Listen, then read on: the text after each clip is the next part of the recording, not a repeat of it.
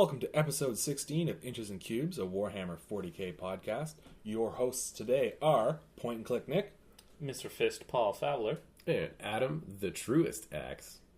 He's back! He's back! So yeah, grab your cubes. Grab your inches. Come with us.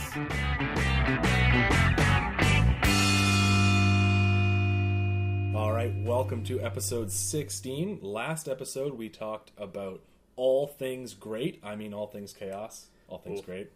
It got a little heated. We had some fun. We're still friends. Connor's not here anymore. I wonder why. So this week, we're very happy to have Adam back. We got the team back together, and we've got an awesome topic for you. We're going to be talking about modeling and painting, something we haven't really talked a lot about on the podcast. We focus a lot on the fluff, the gaming aspect, but this is going to be great. We're going to get our hands dirty. Adam's going to do some Bob Ross. He's going to show us some paint techniques right here in front of you. Doesn't really translate well into the podcasting medium, but Paul and I will get something out of it. So the first thing I want to start off with is we have one errata that was pointed out by a listener, and it was due to none of us actually reading the rules because we got so excited. So pumped. So pumped. So pumped. So last episode, when we were discussing chaos, we mentioned that any demon unit can be summoned on the table. That is, in fact, incorrect. The unit being summoned must have the demonic ritual special rule, which is really only demon units. So lesser demons, greater demons, and then demon princes from the demon book. Right. So yeah, we like to own up to our mistakes. Was there like a big contention around that? I haven't listened to it yet. No, not at all. It was a listener just posted, and you sent us that, and I was all excited because like anyone can just like summon a demon prince or summon a defiler. Yeah, Defiler would be crazy, right? Yeah, we would. It would make them work. Yeah. Or Mauler Fiend, just like ha. But no. Yeah, we just got excited. So we're gonna kick it off. We are gonna move directly into hobby progress. So Adam, you've been away from us for a little while, so don't tell us everything you did. Let's hear some highlights. Yeah, it hasn't been much. I mean, just dealing with family stuff the last few weeks means I haven't spent a lot of time at the paint table. But I can't remember. Did I finish my Redemptor Dreadnought last time I was on this? I don't know. If not, I finished a Primaris Redemptor Dreadnought, and it was super fun. I'll probably reference it as we talk about hobby and painting later. And right now I'm just painting some Star Trek ships. What? Nice. Not for me, but, you know, it's fun no matter what. Yeah. I'm just looking at the numbers, making sure they're moving on the recording. I am so stoked for the new show. Like, every time there's a preview for it, I'm like, yeah. Yeah, I mentioned on the podcast before that a friend of mine is like a carpenter on the new show. But can't tell you anything? Yep. Thanks for bringing it up and disappointing me again. That's what I do. What show are you talking about? Star Trek. Star Trek Discovery. Oh, yes, you have told us that. Yeah, that's super cool. Anyways, click on ships. Cool. That's it. I've just been working on those blood dragons.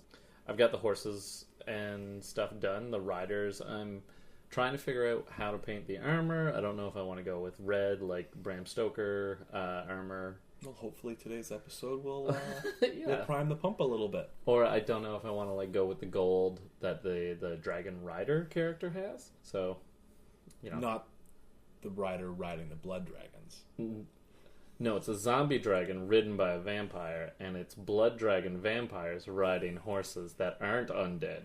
They're just scary looking, thanks to me. Okay. Good clarity. Yep. Yeah, it's explaining a Vampire Count's army is just a mouthful of like just a Halloween album recut, remix. There we go. Nothing wrong with it. Yeah, aside from that, just doing a bunch of work around those guys. Yeah, getting everything based and putting like nice finishing touches on stuff. I'll tell you about some finishing touches at the bottom of the hour. Nice. So I didn't have much hobby progress. I'm on a staycation, and hobbying didn't make it to the top of the list, but I did spend a good 2 hours today completely cleaning up my hobby space. Hopefully that will inspire me to get to some of the stuff that's sitting there unpainted. You know what, man? Like a clean desk like helps a lot. Well, you walked in and you were like, this is bad news for me. Yeah, I was like, oh no, there's going to be something interesting across the table from me in like 2 weeks. And I find, having cleaned up my desk numerous times the last few weeks, having not been doing very much and just not being able to like focus too much on like really diving into any projects, but just like cleaning the desk up multiple times has actually been pretty fantastic. Because you come in and you're just like, you can just take a big deep breath and feel comfortable in your space and just go to town. Yeah. You're also not staring down a whole bunch of like half-finished projects. That's my biggest issue, right? I always get like, I'm going to do a little bit of this and a little bit of that and a little bit. I'm like, oh, everything has got metallics on it, and I don't want to start painting white again. Honestly, I boxed up all the unpainted gray stuff. I boxed up the Primaris that I only had primed because they're just like impediments to me starting, you know? Well, it's good. I also got the D12 case full back up, organized it, and I can look at my painted stuff again. Because a lot of it was packed away. I have an army packed away for a game I'm playing tomorrow, so not all my stuff's in that case right now. Yeah. But it's pretty jammed full. And that Death Watch stuff, I got to get to work on that. But yeah, moving into games played, Adam, I know you played some games. Yeah, we got our league going on right now, and it's fun. I'm having fun with my new Primaris stuff. Learning how it works and just kind of getting used to how that army works differently from Space Marines, and then also how Space Marines just works vastly differently from Sisters. Anyway, so one league game. I'll just highlight one in particular. Played against Chaos dude Jesse, who's got this. Yeah, McGibney. Yeah, Isn't that a beautiful army? yeah. Oh, just gorgeously converted, gorgeously painted. 10 out of 10 conversions. Yes. Yeah. Ooh, That's high praise. holy From cats. Adam. That's Yeah. what 10 out of 10 looks like, huh? Yeah. Yeah. I'm saying that not out of like incredulity, but you know, because that's a lot of work, and he deserves that 10 out of 10. He does. That's right. By far. And he played it super well too. So I was playing Primaris Marines, Redemptor Dreadnought, the starter kit, and some Reavers and a Librarian, pretty much 1,500 points each. And he had just a whack load of cultists, a Demon Prince in the middle, a couple of the characters. One's reroll all wounds and fights, and Aspiring The champion. exalted champion. Yeah. Haven't used him. Did he help? yeah, he messed my day up. Yeah, it was really bad. Thankfully, at least one of the rounds of combat he was out. But and then Corn Berserkers in a Rhino, bikes with 2 Meltaguns, and Obliterators that got better in the new codex. They got way better. We talked about that last episode. Yeah. So they dropped down on my face, and thankfully I managed to keep them away for a little bit. So they were just a nuisance, not really a big game changer. But so I lost the game, and the biggest thing was having him. I knew he was going to be a charging army, and he kind of debriefed me on some of the changes because I hadn't seen the new codex. And so I deployed off the line intentionally. I just didn't deploy off the line far enough back. That I did the exact same thing in my game against him. Yeah. And like I deployed like a good 4 or 5 inches back, but I guess the deployment style map meant we were already a little bit closer than normal. So we were 18 inches apart. Oh, were you playing the table quarters? Yes. Yeah. Table quarters. So that still only put us about 20 inches apart. And his 2 Meltaguns got into Melta range of my Redemptor Dreadnought on turn 1, like just in range, and did 12 damage on the first turn. Good. Don't like Redemptor Dreadnoughts. And then he just pinked off the last one somehow. I forget how. And so I basically didn't get to use it, which is total bummer. New model syndrome, man. Yeah. That happened twice. You got to shake those like losses out like early on. Yeah. Other than that, I think I really showed him a hard time. He had a hard time finishing it off because I really pushed back on him real hard. One kind of interesting little rules thing that came up was surrounding his vehicle. And this is a neat little trick. So I fully surrounded his vehicle. Which one? Rhino with Corn Berserkers in it. Yeah.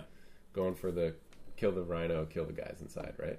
So what I wanted to do was plink off a couple more wounds with one of my smaller units, and then have my big captain use his power fist to finish the job, right?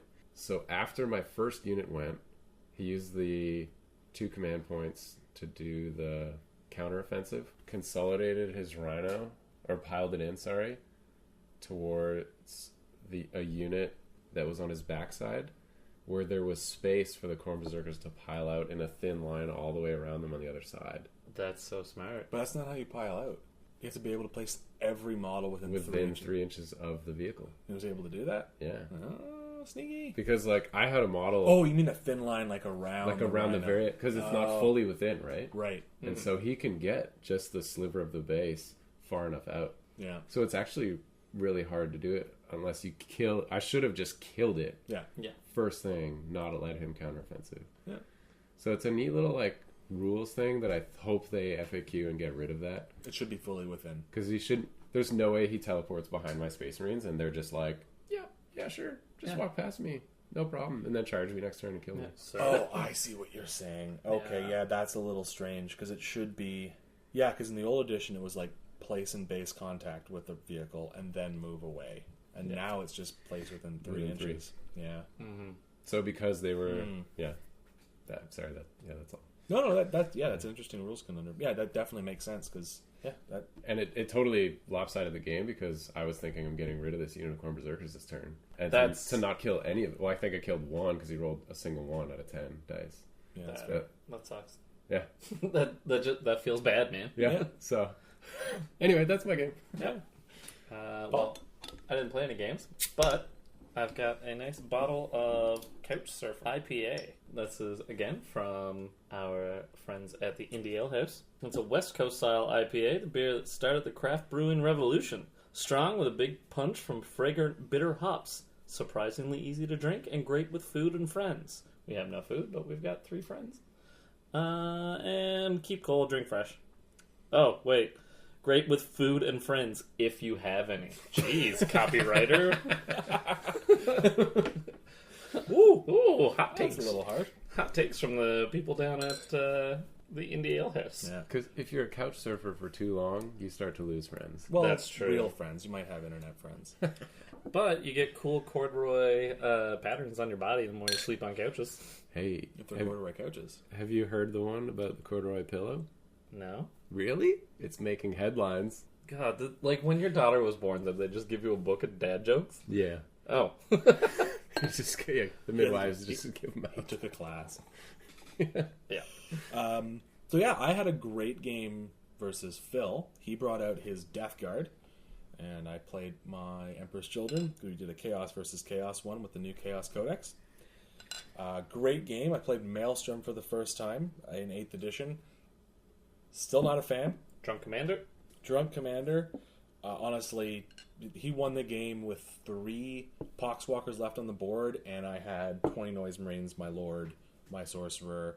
I had a lot of stuff left on the board, but the last turn, just the objectives that were drawn, I couldn't achieve any of them, and he just got stuff that, like, oh, if you killed the Warlord in any previous turns, you get D3 plus 1 points.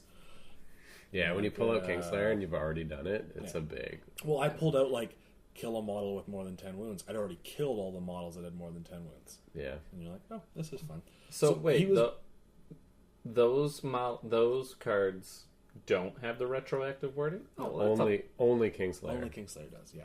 that's a bummer. Yeah, and it's Warlord too. But yeah, so it was fun. He ran Typhus, I guess who there's one model. and 2 squads of 20 Poxwalkers, a Land Raider, 3 Greater Blight Drones from Forge World. Those things are annoying. They're like little carrion flies that just buzz around you and just pick off wounds off of things. Are the flamers as dirty as the fetid bloat drones? They don't have flamer. They have like a kind of flamer, but it still doesn't auto hit. It does not auto hit? No, they have like a D3 shot 12-inch pistol that's strength 8, AP negative 2 damage. They reroll 1s to wound. Neat. They're nasty. They can do some heavy lifting, but they don't like have a huge punch. But they're fast, which is weird for a Nurgle army because he was very plotting. Is that one based on its strength as well? Yeah, I don't think so. Okay, But yeah. maybe. Because the fetid bloat drone, the gun gets weaker as its strength drops. Yeah. But there's a spell, right, that boosts strength? Yep. Yeah, so it'd be neat if the Forged one, you could boost its strength, make it strength 9. Oh, It'd be kind of dirty, right? It Yeah. would be kind of dirty. So yeah, he was comboing the Nurgle psychic powers with a Chaos Sorcerer, so he was getting both the Nurgle discipline and the Dark Hereticus discipline, which was very cool. Typhus really buffs Poxwalkers, Yeah. Yeah. but quickly found out that last episode we were talking about running the Demon Prince with the dual Malefic Talons. I was doing that. He did the same thing. He was trying to charge my Demon Prince, but he didn't get warp time off. Oh, so he no. left his Demon Prince out in the open. My Demon Prince pounced on him, ripped him to shreds. Dirty. Didn't even get to fight back. Just did like hit with all of his attacks, wounded with most of them, and he just failed the invulnerable saves and just he was gone. And like now we're coming into like you're seeing how frustrating not having the weapon skill. Like, you know, you're putting Demon Prince against Demon Prince. You think that it Should be hitting on twos, right? right? Yeah. So But- that was fun. Here we are. Then he jumped into a squad of cultists, ripped them to shreds. Sorry, Poxwalkers. Typhus then charged in. Typhus wasn't. He brought down my Demon Prince to 1 wound, and then my Demon Prince fought back and ripped Typhus to shreds, and then he was just beat down by a whole bunch of Poxwalkers. That's what's up. That's amazing. Typhus and a Demon Prince. That was pretty good. So did he like really enjoy putting that extra Poxwalker on for killing your Demon Prince? Oh, he didn't do that. What? That's the whole Oh, point. he's not infantry. Oh yeah, that it's makes not sense. Yeah, Mm-hmm. Because he was saying that. And I then- would have given it to him. Yeah. The Noise Marines just clean up Poxwalkers, though, like Oh. nobody's business. Yeah, It was yeah. just like, "Brrrr," and they were gone. But he had 3 left at the end of the game, hiding out of line of sight on the other side of the board, which won him the game, because that would have tabled him in turn 6. Dirty. And I lost pretty badly, too, on points, because the last round he was like, oh, I got this one, I got this one. We played the one where, like, you choose a type of objective, of Maelstrom objective, and if you succeed in getting that type, like Annihilation, Secure and Control, you get an additional one, and he chose Annihilation, so Warlord was actually D3 plus 2, because it was Slay the Warlord, it was an Annihilation type, and he rolled a 5, so that was 5 points. Yeah, like that's the okay. funny thing about Maelstrom, where it's just like end of the game. It's like, did I win or did I not win? Let's see what dice have to say. Yeah, so that was kind of a bummer. I actually really like Maelstrom, but And yeah, I know you do. yeah. There needs to be tweaks, though, because it does all... Often, if you have 2 very equally matched armies, it does come down to the dice. Which can... not the dice, the cards, which can The be a card little pools, frustrating. I'll just sneak this in there because they did make the cards better. The actual cards, what they are. They made them a lot more objective based, which is essentially just playing your objective mission anyways, and took out a lot of the goofy ones. But, for instance, it's still pretty goofy, because in the new Chaos Codex, one of the Chaos-specific ones is destroy an Imperium unit. And if you're not playing Imperium, that's just a card you can't achieve. You should just like We always house rule it. Yeah. Right? That if it's... But it has to be a card you can never have achieved over the course of the battle. yeah.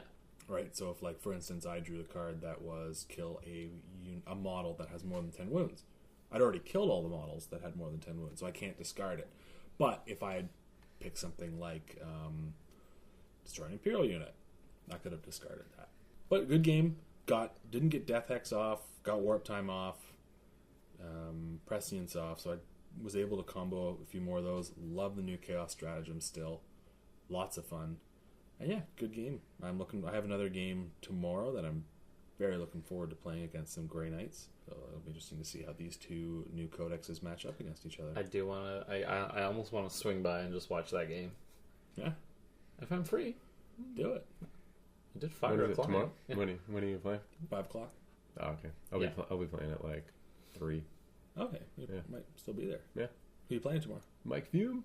Oh, nice. Nice. He's got some great armies. Yeah, I'm playing Herd on Friday.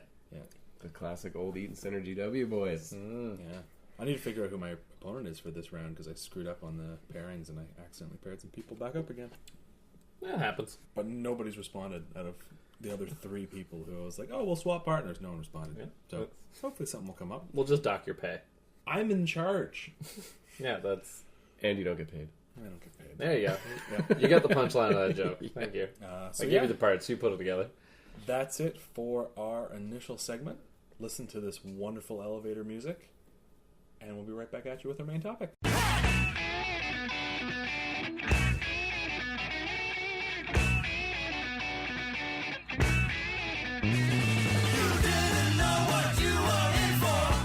Battle Brothers Studios, a commission painting service passionate about making your miniatures and your gaming table look great. Our philosophy at Battle Brothers is this: your army is our army. Every model will be something you can be proud to show off. Send us a message on facebook.com/BattleBrothersStudios for a free quote and make that dream project come to life. We also have something special planned for the release of 8th edition of 40K. Right now, get 20% off if you commission us to paint an 8th edition starter set, or get a 10% off Army Bundle bonus for painting up your new 8th edition 40K Army. Inquire with us on Facebook for full details. Hogtown, Hogtown, Hogtown! Saturdays at Sword and Board. Rock and Bloor! It's behind the pizza. Oh yeah! Yeah! Idiots. And we're back. So coming at you today with our main topic, we're going to be talking about pigments and pints. Or pigments over pints? Pigments and pints? Well, Doesn't we're matter. not on pints. We're basically going to run through building a model kit from start to finish. So we've got... I love That sounded Guinness. like Adam's soul was being sucked into Into the can. of Guinness. So this is Guinness, by the way. A lovely classic. Yeah, My you mom's favorite, so it is in honor of her. Yep. You may have heard of it, Guinness. It's from Ireland, yeah. It's Ireland. Vegan. It's vegan now. Is it? Yeah, because they used to filter it through fish bladders, but now they stopped to make it vegan. Fair enough. But it's not gluten free. Neat. Yeah. Beer will never be gluten free. No. And if it is, they're lying to you. Yeah. It's true. Or it's not beer, so they're still lying to you. There, we're just going to run through some tips and tricks and basically our hobby workflow Yeah. from start to finish. Like I said, we haven't really focused a lot on this area of the hobby, so let's actually talk about it. I'm excited. Can I just say that? Can I just say I'm excited? Yeah, this is like your zone. This is my zone. This is my jam. Yeah. This is your zen. Both of you are some of the best hobbyists that I know. Oh, shucks. It's true. So I'm excited to sit here and learn from you guys because, yeah, I've learned a lot from both of you just hanging out with you and getting some. Okay, you know what? You suck. You're a terrible painter. You guys couldn't see at home, but I was just flexing my big, beefy hobby muscles. Yeah. So here's something about talking hobby, especially when we're talking audio and you can't see what we're talking about. There's a lot of guys who can talk. If you want to make sure we're walking the walk, you can check out Paul on Instagram at. Yeah, it's Mr. Fist, MisterFist. And that's on Instagram. Yeah, and then you can check out my Facebook page. It's facebook.com/BattleBrothersStudios. And so you can hear everything that we say, take what you like, leave what you don't. But if you want to just make sure that we're walking the walk, because there's a lot of guys out there who just blab away about hobby stuff. They don't know what they're doing. Yeah, So you can also come to my house and I'll show you my stuff. Yeah. It's at 567 Paper Street. yeah, you don't have an Instagram, do you? No, I do, but not for Not not for hobby hobbying. stuff. Yeah, Yeah. I mainly use my Instagram to look pick at up other girls. people's Instagrams. Yeah. Yeah, That's what I use Instagram for. Picking up girls. Yeah. With your models. Every first date, and I go on a lot of them because I just slide my phone across with like because you're a serial killer. no, because of this story. I just slide my phone across with like an Imperial Fist on it, and I'm like, what do you think of that? Hey, check out my Fire Raptor. Yeah, and if they're not into it, This they, is what I'm going to dress up as later. if you're not down with the glory of Dorn, you get out. All right, so let's get right back in this. that was Step great. 1, get a job or rich parents. Step 2, buy a model kit. What model kits do you like? Doesn't matter which one. If you're new to the hobby or if you're just looking for something fun to do and you're not really looking to add to your army, just go pick a cool unit and build it. Otherwise, if you have an army planned out, do the crappy stuff first. Do Yeah. the infantry first. Save the cool stuff for last. Yep. That's what I like to do. I actually kind of pepper in characters. So this is like kind of talking to workflow. I know what I'm like. I need to motivate myself to do stuff. So I'll throw in something that I find interesting at the end of a bunch of boring stuff. So at the end of a bunch of tactical marines, I'll do a lieutenant. At the end of a bunch of scouts, I'll do a captain. Like, you know, just just so I've got something to look forward to, and you know, there's like a little treat. Yeah, for sure.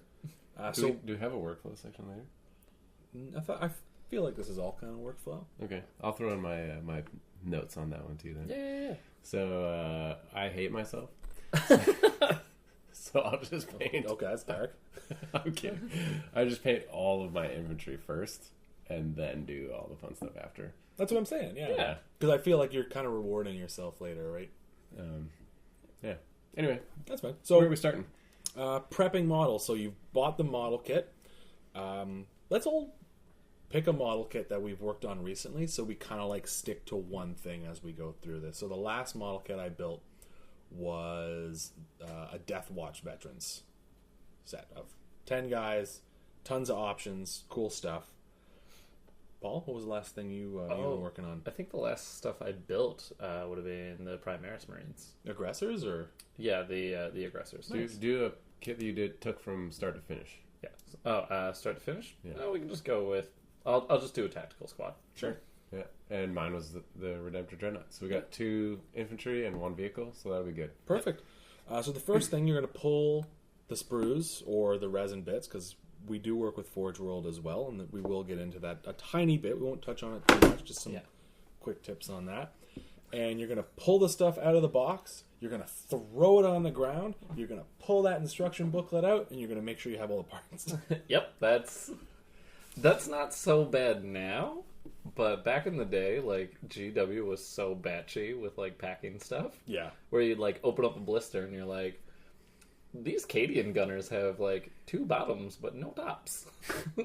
Or if you weren't sure if it was casted properly because your arm was just like this weird tentacle or something. Yeah. And you call them and you get the exact same replacement part and you're like, oh, sorry. Their customer service was ridiculous. It really was. Yeah, where it would just be like, I think this is screwed up. And they'd be like, all right, well, here's a bag of bits, you weirdo. Like, Or like having worked at the store, you could just walk into the store, show them the missing piece. Mm-hmm. You could totally be lying, but they would just open up a box off the wall and give it to you. Mm-hmm. Yeah. Nice. That's pretty cool. Yeah. Yeah. Anyway, Make sure you got your parts. Yep. So once you've done that, it's time to prep your stuff. So talking about tools, Yep. I don't know how I ended up with them. Got some Games Workshop clippers. I love them. They're good I clippers. had like from a long time ago. They are, or maybe they're Army Painter. They're Army Painter. I lied. They're Army Painter clippers. God. Sorry. Well, there goes our credibility, I guys. never trust you. But they're fantastic. You clip the parts out. Don't clip everything out at once. I honestly go by the instructions. Yeah. I don't clip out stuff. Like I used to just be like, I'm gonna clip all my parts and like put my arms, put I my lose legs. shit. Yeah, that's Yeah, the thing. that's I would the like problem. organize my bits into sections, and that would drive me nuts. The instructions are actually helpful Now, now. and the model style of building has changed a lot too. It has. Yeah. Especially with these easy to build like press mold kits, like a lot of the starter set stuff, which is fantastic. Just want to slip that in there. So one thing, and this is a huge thing, especially for new and intermediate hobbyists out there, is mold lines. Yep. Clean them up. They don't really look that evident to the naked eye when it's a plastic model, but the minute you throw any sort of shading, they pop right out, and you're like, why is there a line running down the center of this guy's face? Yeah, Finecast was really bad for that. Yep. Like when I was doing the Satan, I like primed it, got everything painted, started dry brushing stuff, and I noticed that there was just this big crater right in his cheek. Yeah. I was like, oh man, like I didn't catch it. So it's tough to do. So some ways to deal with mold lines. Games Workshop sells a mold line removal kit. Don't buy it's it. Not necessary. I just kind of like, instead of cutting with my razor blade, I scrape. Yeah, you And shave. I scrape it off. And then sometimes if that doesn't work out well, I use very, very fine grit sandpaper. I have never used sandpaper because the finish isn't the same on the bare plastic, and it would drive me nuts. I know that as Fine grit. soon as you throw a lick of paint over it, it disappears. But there's just like That's fair. some mental block I have where it's like, nope, just get the X-Acto knife out and just So it is a knife, so be careful. Always scrape away from you. nope. Nope, never. No one ever does that. Yeah. That's why are all of our thumbs cut up? Yeah, the top of one of my thumbs actually looks like a head of a dick. Paul's got penis fingers. Thanks, Paul. Adam's so disappointed in me. Let me see your thumb. Just this guy, like, boop. Yeah, not really. No. You must have a fun. Okay. So the other thing that comes up is ports, and this happens a lot with Forge World stuff. Yeah. Any resin thing, ports can cause some serious buildup. What would you call it when it gets like? Oh, it just obscures details. Yeah. It kind of ruins panel lines, and I find that actually the Games Workshop Duncan series did a really good video on how to clean ports and Flash. I know we shouldn't be advertising other things to take away from our podcast. No, man, they do good stuff. But this is it's such a good idea where he talks about instead of clipping off near the model, you clip into it. So you're like chipping away at those big ports and those big vents. Mm-hmm.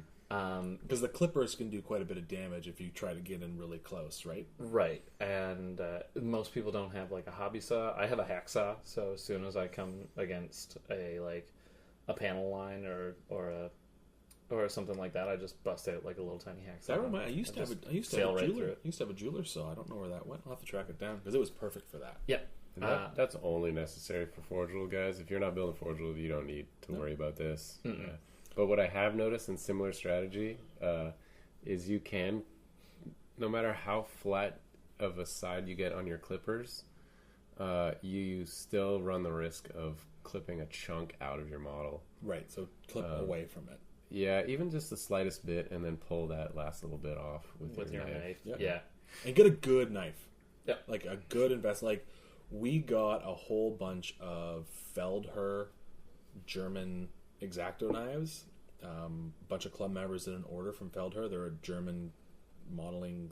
They sell the cases. Yeah. I didn't get one of those knives. You didn't? No.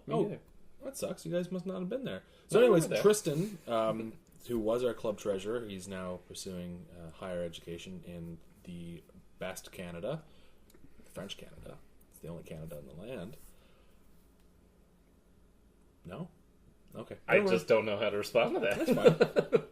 So he mentioned that we were a club, and they sent a whole bunch of pencils, X-Acto knives, and like this X-Acto knife is like the best. So it's one of the standard ones that slides up and down. You can snap off old blades, and they are sharp. Yeah. They just cut. Oh, they're perfect. I love them.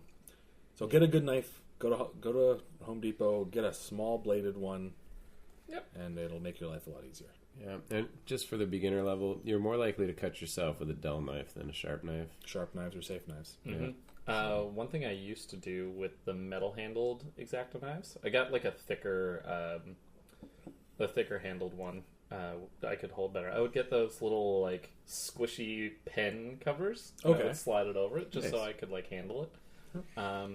And like, you know, I got these big mitts. My hands cramp up after a lot of cutting and stuff. And don't worry about getting cut because you got super glue right by you. Exactly.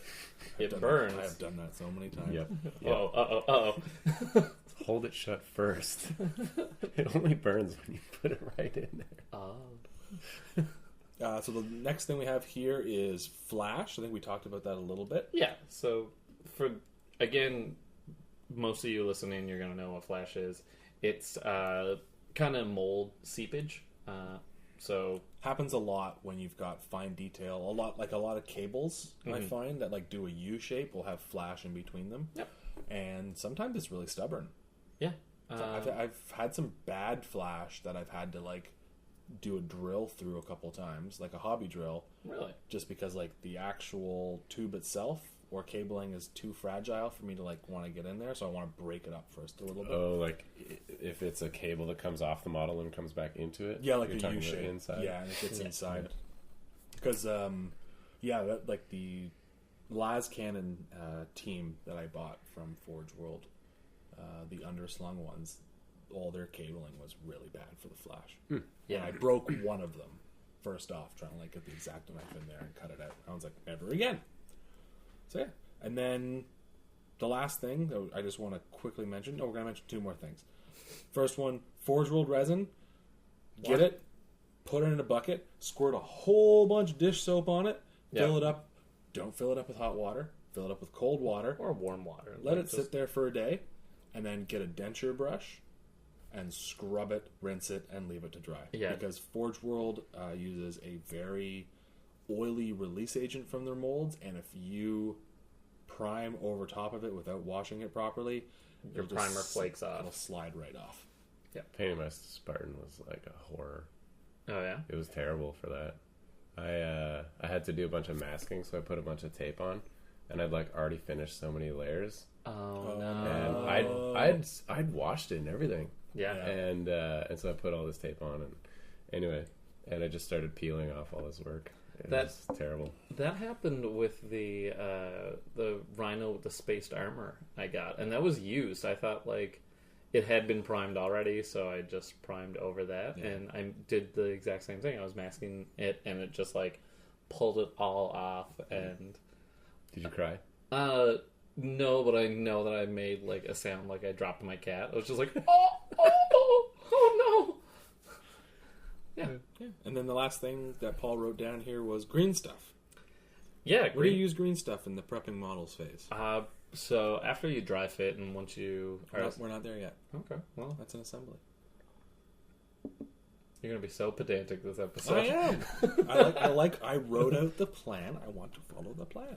I think green stuff is when you have things like bubbles in the mold, or you screw up and you kind of just want to fix the model before you even start building it. Yeah, the old fine cast stuff, you have to fill in those gaps. There'll be craters. Sometimes they like mess up details, so you might end up like resculpting noses or filling in a star god's cheek. Adam did a fantastic rhinoplasty on Fulgrim. Yeah. You're welcome. Yeah. And then liquid green stuff is perfect for that. Never used it. Really? Don't know. Yeah. I find Is it good? It's so much better for tiny things. Like green stuff, like the whole mixing it, getting it in there. Liquid green stuff is just like spackle. You throw it in there, and I find it a lot easier to work with very, very small imperfections. Okay. If you have on the resin stuff, and we maybe should steer away from focusing too much on the resin stuff, but if you have a bunch of little bubbles, have you ever gotten that? Yeah. Then wiping the liquid green stuff over it and just filling all of those little things. Yeah, it's okay. really easy to do. It's much more or much less viscous than normal green stuff. Hence the name liquid green stuff. It would be more viscous. Yeah, less viscous. Sorry. I studied chemistry.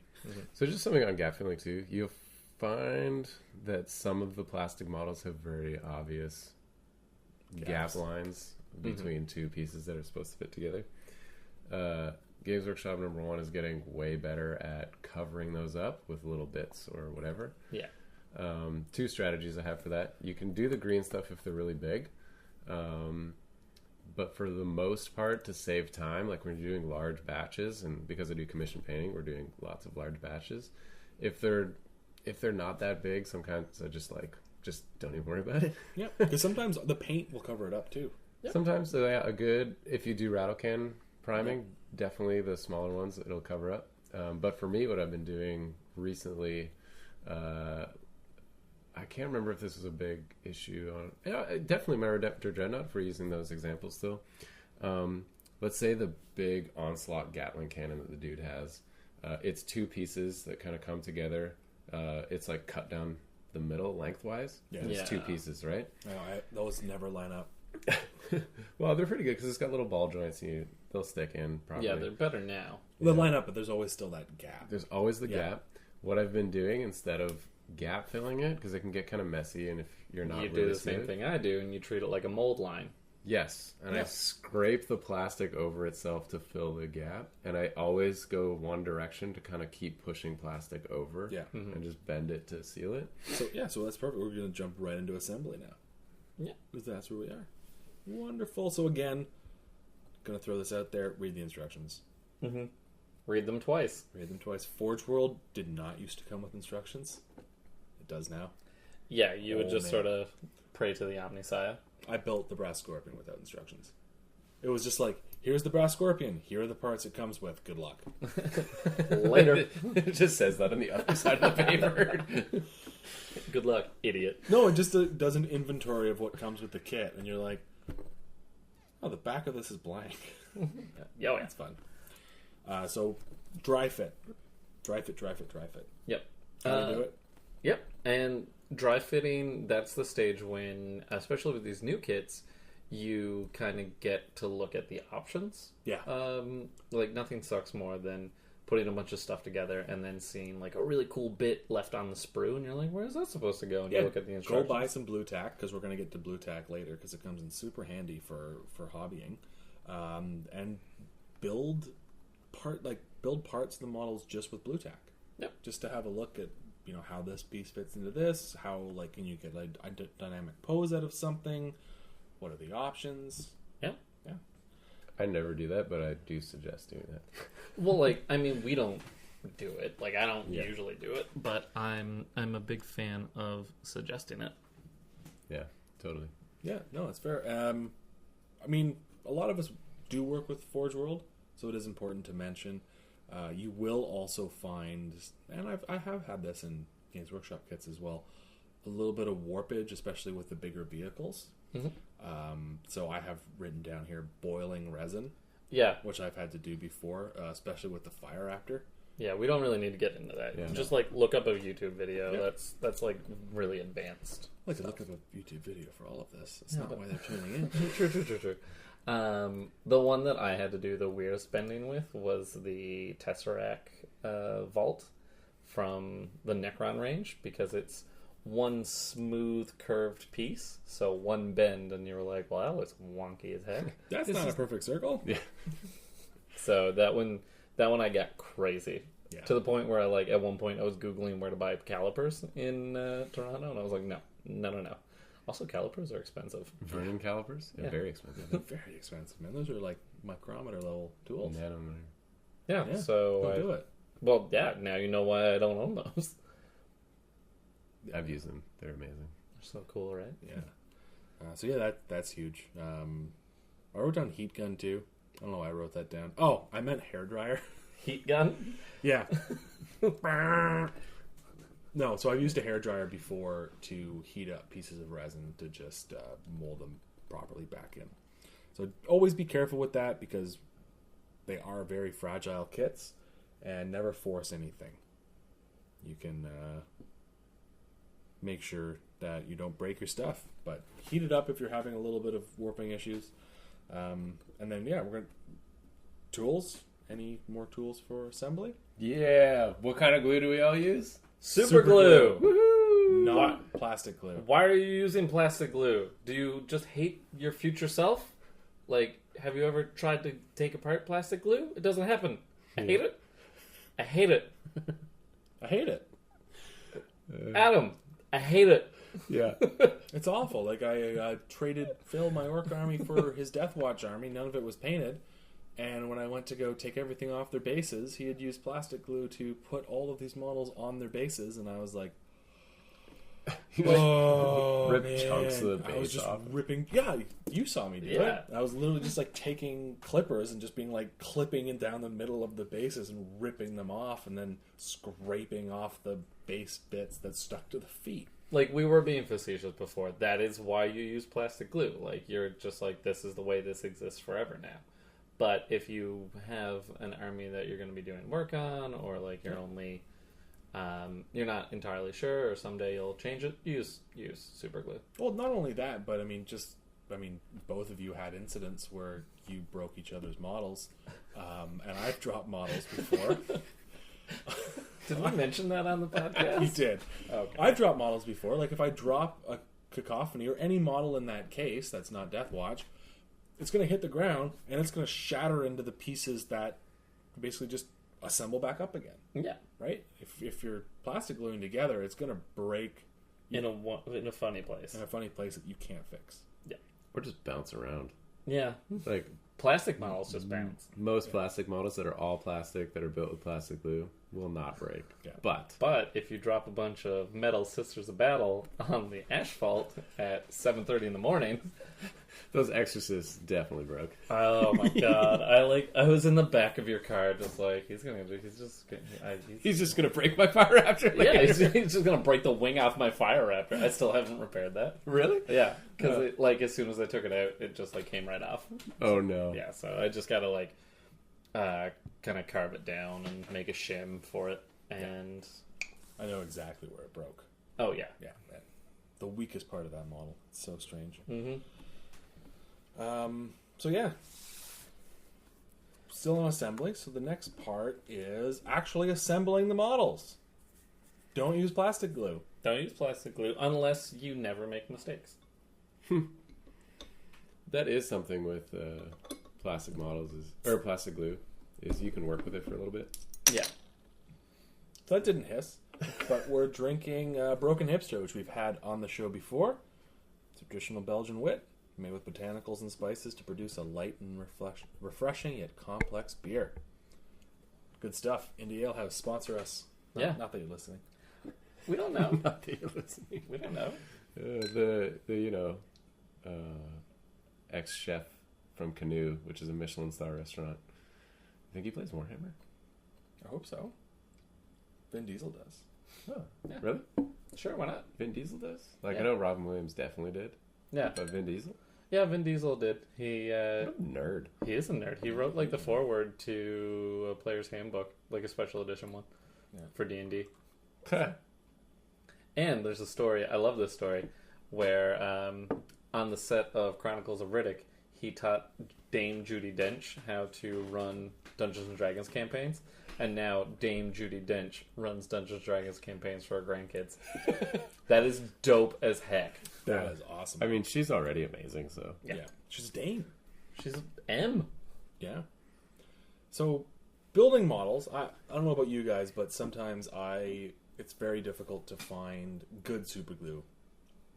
Like, the stuff that Games Workshop sells is too liquidy. Mm-hmm. Right now I'm using, I don't know what I'm using. Buy it at Sword and Board, Yeah, Rock and Blur. I bought a big tube of that, and then I think someone just made off with it on the Heresy Day. And then my other So favorite mad. one, there is a LePage squeezable one that is very goopy. Yeah. And it's awesome. Because I hate squeezable glue containers. No, but it's like a triangle, and it's like a glue container inside another container. It's got these little Oh, yeah. levers. That What's one. the name of that company? Because I think they... LePage. There's a glue, and if anybody knows what I'm talking about, please send me the name of it, because I want to order a bunch of it online. I'll try my best to describe it. It is kind of like a squished egg shape container with a silver label with a pink band running diagonally across it. Something like Thermo, something or other is coming to mind for the brand name. Anyways, can't remember. They make the best super glue. They used to sell it at Mutant Mart, but they stopped carrying it. You should offer a bounty on it to our listeners. I will. $5 to whoever can tell me the name. One free painted model of your choice. That's No. way more than $5. No. I got $5 in my pocket. Actually, I don't even have that. I'll cover your weird bet. Yeah. Anyway, so for now, hot stuff is what I use. Yeah, hot stuff is. Oh, that's stuff I That's use. the sword and board. Yeah. So super gluing stuff together, I like to sandpaper the contact points a little bit. Really? Yeah, if it's a tough thing. You got time on your hands. Yeah, I know. I do. But especially for bigger models like the Fire Raptor and the Dread Claws, a lot of the big contact points, especially with resin, I would sandpaper it just to give a little extra grab to the super glue. Yeah. It's a neat trick. I might try it. It's not something that we've had to do, or well, I say we, that I've had to do, but back when I was working with a lot more metal models, pinning.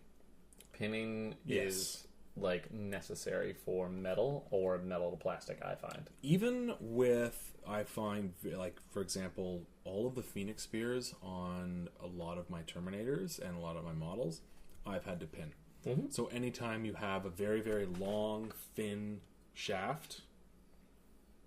Yeah, halberds, Sorry, spears. I was waiting for... Oh. Sorry. We're talking about serious business, Nicholas. Whatever. I was waiting for you to be immature about it.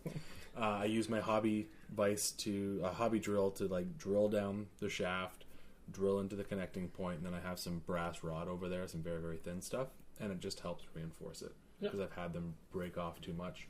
And what else have I pinned? That's pro level, and everyone should do that. Yep. Highly suggested. I pin a lot of models to the bases. Yeah. And we'll get into this at the end. I use cork for my basing material. Glue doesn't love cork all the time. Like, it's a little unpredictable. Yeah. So just jamming a piece of paper clip through it all the way through and up through the foot, it'll save you some trouble. Yeah, like the brass scorpion, for example, all of its joints are pinned. Good. Just because it makes it a lot easier. Things like defilers, anything that has like weird limbs sticking out of it, I highly suggest pinning.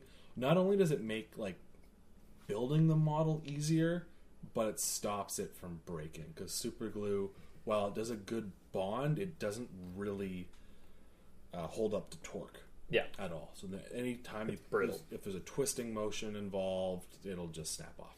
Mm-hmm. So pinning, drill your hole into one of your parts, put a piece of your pinning material Whether in. that's paperclip, nails, or like I said, brass rod. Yep, pinning material. And you can do it a number of ways. You can put a little paint on it and then dry fit it and then drill into the paint mark on the other side of the other piece. Yeah, so you'll need just to be clear, you need a big glob of paint on one side. Yeah. Dry fit it, it'll put a glob on the other. And make sure you get the angle right, otherwise you get a weird looking arm. Yep. Okay.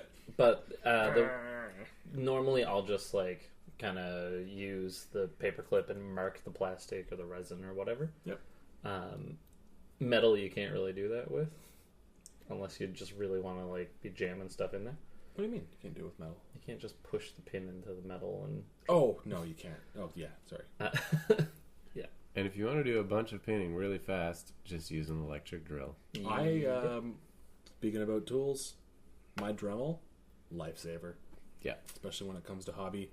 You're talking $40-$50. We're not doing anything crazy, so you can buy a cheap one at Canadian Tire, and it'll do everything you need. Adam has like a woodworking one with like 100 different bits, so you're golden for any application.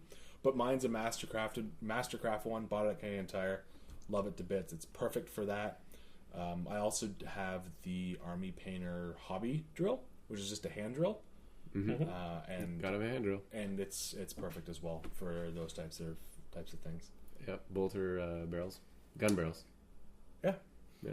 Drill your barrels, boys. Gotta use the hand drill for that. I don't drill all my barrels. No. You missed a couple here and there. Games Workshop's doing better at making bolters that have the barrels have a divot in them already.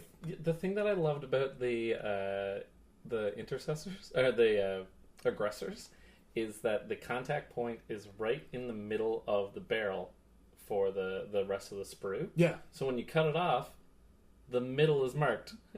There you go. Nice. I don't know if they intended it, but I was like, oh my word, what a lovely accident. Yeah, so that's pinning. It's super helpful. Oh, and use super glue when you're pinning. Don't just drill stuff in and leave it there. Yeah, obviously. A Put a dab on your male and female ends, and then just... That's perfect. My favorite thing is when a pinned thing, the glue comes loose, and then the piece is just like... it's still on, like it won't come off, but it just swings around. Spinning in the socket, and you're like, how do I fix this? Yeah. Like the engine assembly on the Fire Raptor, where the engine... So you build the wing, which attaches to the engine, which attaches to the fuselage. Yeah. Mine is all pinned. Yeah. Because mine was breaking apart just under super glue, because if you have a very, very heavy model... Mm-hmm. So I did 3... pins and then thin nails into it, and then just slid it right in. Yeah, and it hasn't come apart since. Yeah, I've dropped it. Yeah, I'm going to do a shim probably. So like just essentially a long flat pin. Yeah, exactly. That's the important part. And then with assembly, we use green stuff again. The best example for this was building the second Fire Raptor, which I sold to Paul for $100 in a bar. I woke up and I was the proud owner of a hangover and a Fire Raptor. It's true. He gave me the cash. No, he PayPal'd it to me. But anytime, this is where you get a lot of gaps, is when you start actually assembling things. Yeah. Especially if you're doing any conversions, if you're melding a couple different kits together to get your own unique look. Green stuffing is what gets you Adam's 10 out of 10 seal of approval. Or 0 if you do it really bad. Yeah. This makes a difference. Effort counts for one. Effort counts for all. Do you want me to explain it? I do. I believe you're silent because you want me to explain it. I do want you to explain this. So probably not 0. You can do a cool conversion. But anyways, the point is, if you're gonna gap fill, make it smooth and make it seamless. Yeah. Like, put that work in. Yeah. Make the green stuff look like something, right? Not like a gap fill, but like I love when green stuff, especially for chaos or orcs, looks like an armor plate, or looks like a fleshy bit, or looks like an extension of the model itself, right? Not just like, hey, there is just some green stuff there to make that plate blend into that plate. I don't understand what you're saying. So at the end of the day, you're painting it, and it's just like this big blob. It's okay. like Yeah, it's like if you're joining 2 flat armor panels, like try and make it so that the two are like it still looks like a flat armor panel. Yeah. Or 2 coming together, and it's perfectly straight along the side. Okay. Yeah. Yeah, like most recently I had to fill gaps on a couple of metal models that had musculature, so it was like at shoulder joints. So I have tools called clay shapers that you can get online, and they're just silicone tipped brushes. So they have a chisel shape and like a cone shape, and those are great for like doing little sculpting work. Well, that's what I mean, right? You're making the green stuff now look like muscle, Yeah. making it look like an organic component. Oh, okay. Don't just jam a sausage of green stuff in there and be like done. Yeah. Because like the whole is gonna look better. Exactly. That's exactly what I'm saying. Yeah. Put a little work into it and don't be afraid to experiment with it, because you'd be surprised at how much painting can And also cover like a half-assed green stuffing job as long as you put the effort into it. yeah, and there's nothing unless you're using plastic glue. There's nothing in this hobby that you can't fix. Yeah, well, and you know that's kind of the point, right? Is like for me, time is the big thing, right? Because time is money, and you can pick your times to put in effort, Yeah. right? If you know you can cover up a sloppy job later, no matter where you decide to, not even really cut corner, but just be faster. If you can cover it up later by putting in a little bit extra effort. Yeah. Well, Like, for example, if it's the underside of a Spartan or the underside of a Fire Raptor, Leave the gap. who can't? No. Like, you have to fill it, otherwise it can't. There's no bond, and the entire thing falls apart. So you kind of have to gap fill it so the model stays together. Yeah, don't look at the bottom of my Spartan. Or don't look at the bottom of your Fire Raptor. It's bad. It's all like wonky. Yeah, it's just like held together with determination. Yeah, I filled the inside of it with cement. Actually, like real cement? No. Oh, okay. No. This is actually a good point because just quick assembly with resin and with, especially in the like olden days with all metal models, super glue sometimes is kind of annoying to like sit there and hold and wait for the metal on metal thing to bond, and just balling up a tiny bit of green stuff and stuffing it in between. Yep. Is such a time saver. Yeah. I would do green stuff and super glue bonds for all of the metal pieces that I wasn't pinning. Yeah. Or like metal to plastic, I would always do super glue and green stuff. Yeah. Or really tiny ones. Mm-hmm. I play Infinity as well, and so like the scale is such that it's more realistic, not hero scale where you have massive hands and massive heads. And so the bond at the shoulders on some arms are just really thin, especially for the female models. They make them really thin shouldered and stuff. Yeah. You just have to take a tiny little ball of green stuff, or else it's just never going to stay. Yeah. I like referring to the GW scale as Muppet scale. Yeah. Where it's like big hands, big heads. Love it. Yeah. It's so true. Anything else we want to touch on for assembly? Something might come up, but we can move on. Yeah, so we're going to move on to my least favorite part. Painting. Painting. First off, before you do anything, plan your scheme. Like, know what you're painting. Yeah. Take a look at your model, because no one wants to be painting a model and look at a detail and be like, what the hell is that? Is that an eye? Or is that grapes? A skull? Yeah. Grapes. I don't know. Like, with Games Workshop, it's probably a skull. But, like, take a look at your model. I know it seems basic. It seems ridiculous to say it. But it will save you so much time to just kind of plan what goes what color. Yeah, especially when you... Like, if you're... Let's say you're a new person and you're starting to paint a whole army. You want to make that color scheme consistent. Mm-hmm. So write down what you're doing. Just write it down. Yep. Right. I've mentioned this on podcasts before. I have a notebook. You're on other podcasts? Yeah, I actually am.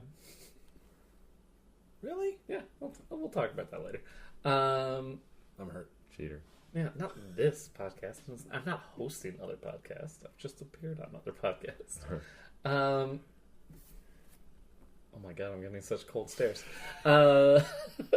Plan your painting, and write down what you're doing. Like, if you have a special recipe for your reds, your yellows, your blues, or even if it's not a special recipe and you just have to do it a bunch, right? Yeah, so you're jumping ahead to a more advanced level. You're talking about mixing paints now. No, I'm like straight up. When I say recipe, Oh, you mean Calder Sky, null oil, Okay. highlight with whatever. right? Yeah. Okay. That Like, makes just get that down. Yeah. Yeah. What are your guys' feelings on wet palettes? Love them, love them, love them, love them. Can't be bothered. I'm too much of a savage. So for anybody out there who You are. I have painted in your studio before, and stuff that you do, like, you start off so rough with, like, just, like, painting stuff, and just, like, stabbing it with a brush. I'm like, who taught you this? And then, like, 20 minutes later, it just looks beautiful. I'm like, how have you done this? What alchemy is this? So for us heathens out here who don't have Adam's innate skill, a wet palette is essentially paper towel. I use a Tupperware. Yep. I put down paper towel, get it damp, nice and damp, and then I like to spread parchment paper over top of it, cut to the same size, and basically what happens is that any paint you put in the parchment paper draws moisture up from the damp paper towel.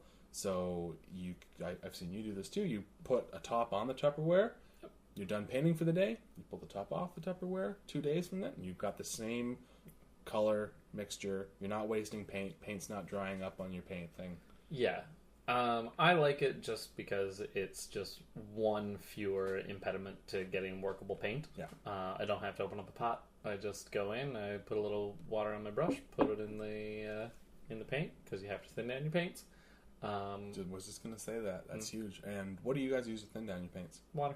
Use water? Yeah, water. Sometimes medium. Yeah, I use Leman medium sometimes if I'm mixing paints, especially. Yeah, I have the P3 has a nice mixing medium. It's essentially Leman medium, but it's in an eyedropper. Yeah. I have this savage bottle of car auto paint reducer. Yeah, but you work on such an industrial scale compared to us at times. You want to know what my palette is? Yes. Tin foil. Yeah, which works too. Yeah. That's a good way of working. Ball as it well. up, throw it out. Yeah. Well, I like mean, I'm it. doing the exact same thing with parchment paper. Yeah. And I like having parchment paper on hand because I cook a lot. Okay, so let's take a quick break. We'll do a special session today of Priming Diva Paul's tips on perfect weather. I thought you were going somewhere else with that. Yeah, I thought you just had to use the bathroom.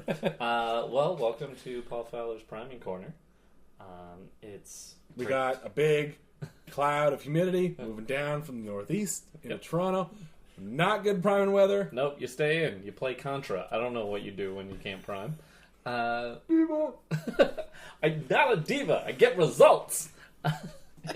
It's just that, like, bad priming sucks. Like, grainy priming sucks. Yeah. So do it like, it doesn't have to be a warm day. Just, like, not humid. That's it.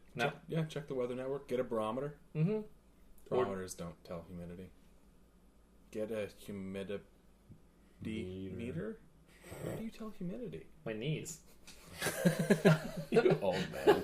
Old man. He's not that old. I look old though. Yeah, you're absolutely right.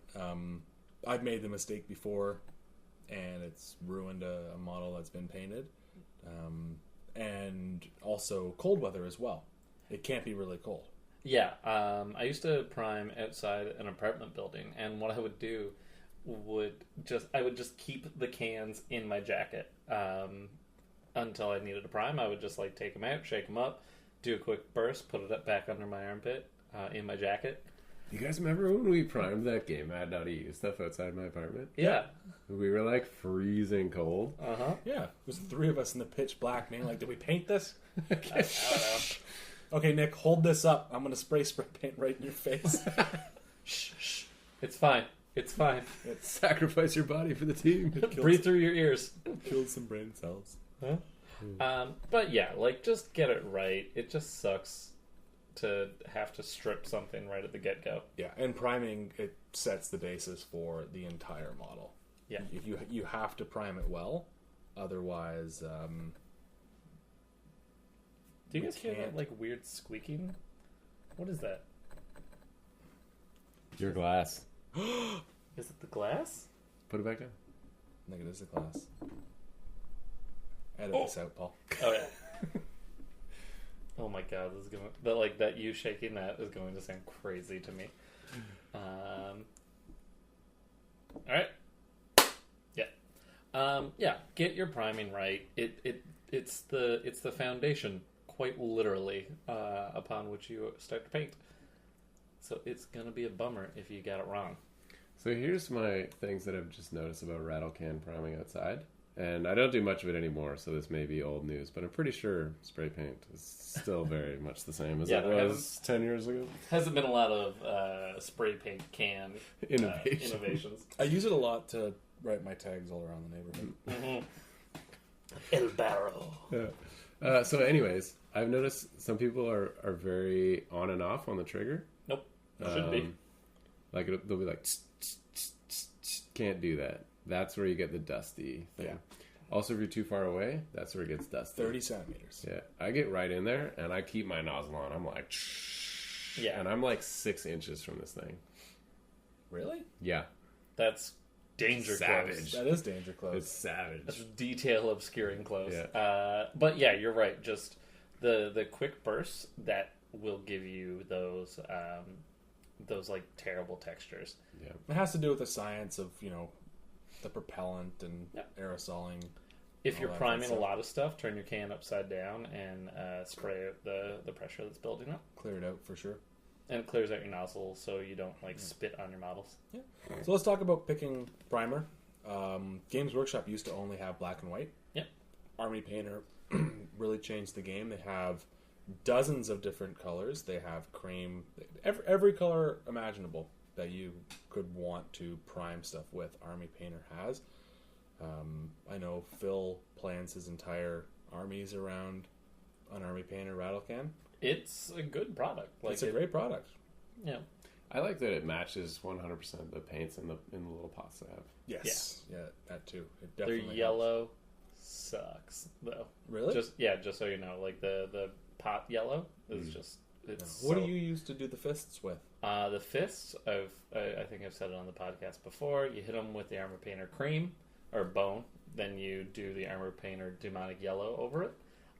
So it gives it like a really rich tone. I find that the yellow doesn't bond well on top of gray plastic, or it's you just have to like put so much to get a vibrant color. That's fair. So throwing it down over a cream just kind of mutes the yellow a little bit, and then it just Yeah, there's no avoiding a thin colored pigment paint. Like yellow is always going to be a thin colored pigment paint. I don't know why. It just is. And it's got to do with the like wavelengths of light. yeah, Same with white.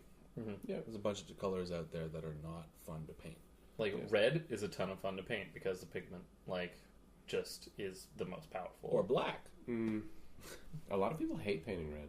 Really? Yeah. So I'm on the same page as you. It's not hard to paint. You just have to find a good recipe. Yeah. Yeah. I've got a couple of But good recipes. the the highlights, the red highlights in my Death Watch army, that was so easy. Yeah. Well, this is kind of getting ahead of ourselves, but I find highlights are hard to do if you are coming at it where you're like, I'm just going to lighten my paint with white. Like, no, like you're highlighting yellow, or you're highlighting your reds with oranges and yellows. Or like that's the value that you're bringing out in your highlights. Right, especially if we're going from more beginner level, if you have a darker red Games Workshop paint or Army Painter paint and you're getting a brighter red, it's not necessarily adding more white, it is adding a yellow or an orange to that red to change the hue of it. And like the darker ones are like adding either brown or blues. Yeah. Do we have something between now and highlights? Or else we're going to get... Highlights is going to go all sorts of different places. Yeah. So. So yeah. With brushes, brush care. Take care of your brushes. Mm-hmm. Adam doesn't care I'm about too this savage stuff. for He's that. too savage for this. Go to Curry's, buy brush soap. Unless you like buying new brushes every couple of months, go ahead. Just do that. That's fine too. But I like to take care of my brushes as much as I can. So when I'm done painting for the day, soap them up, wipe them off, soap them up again, and leave them.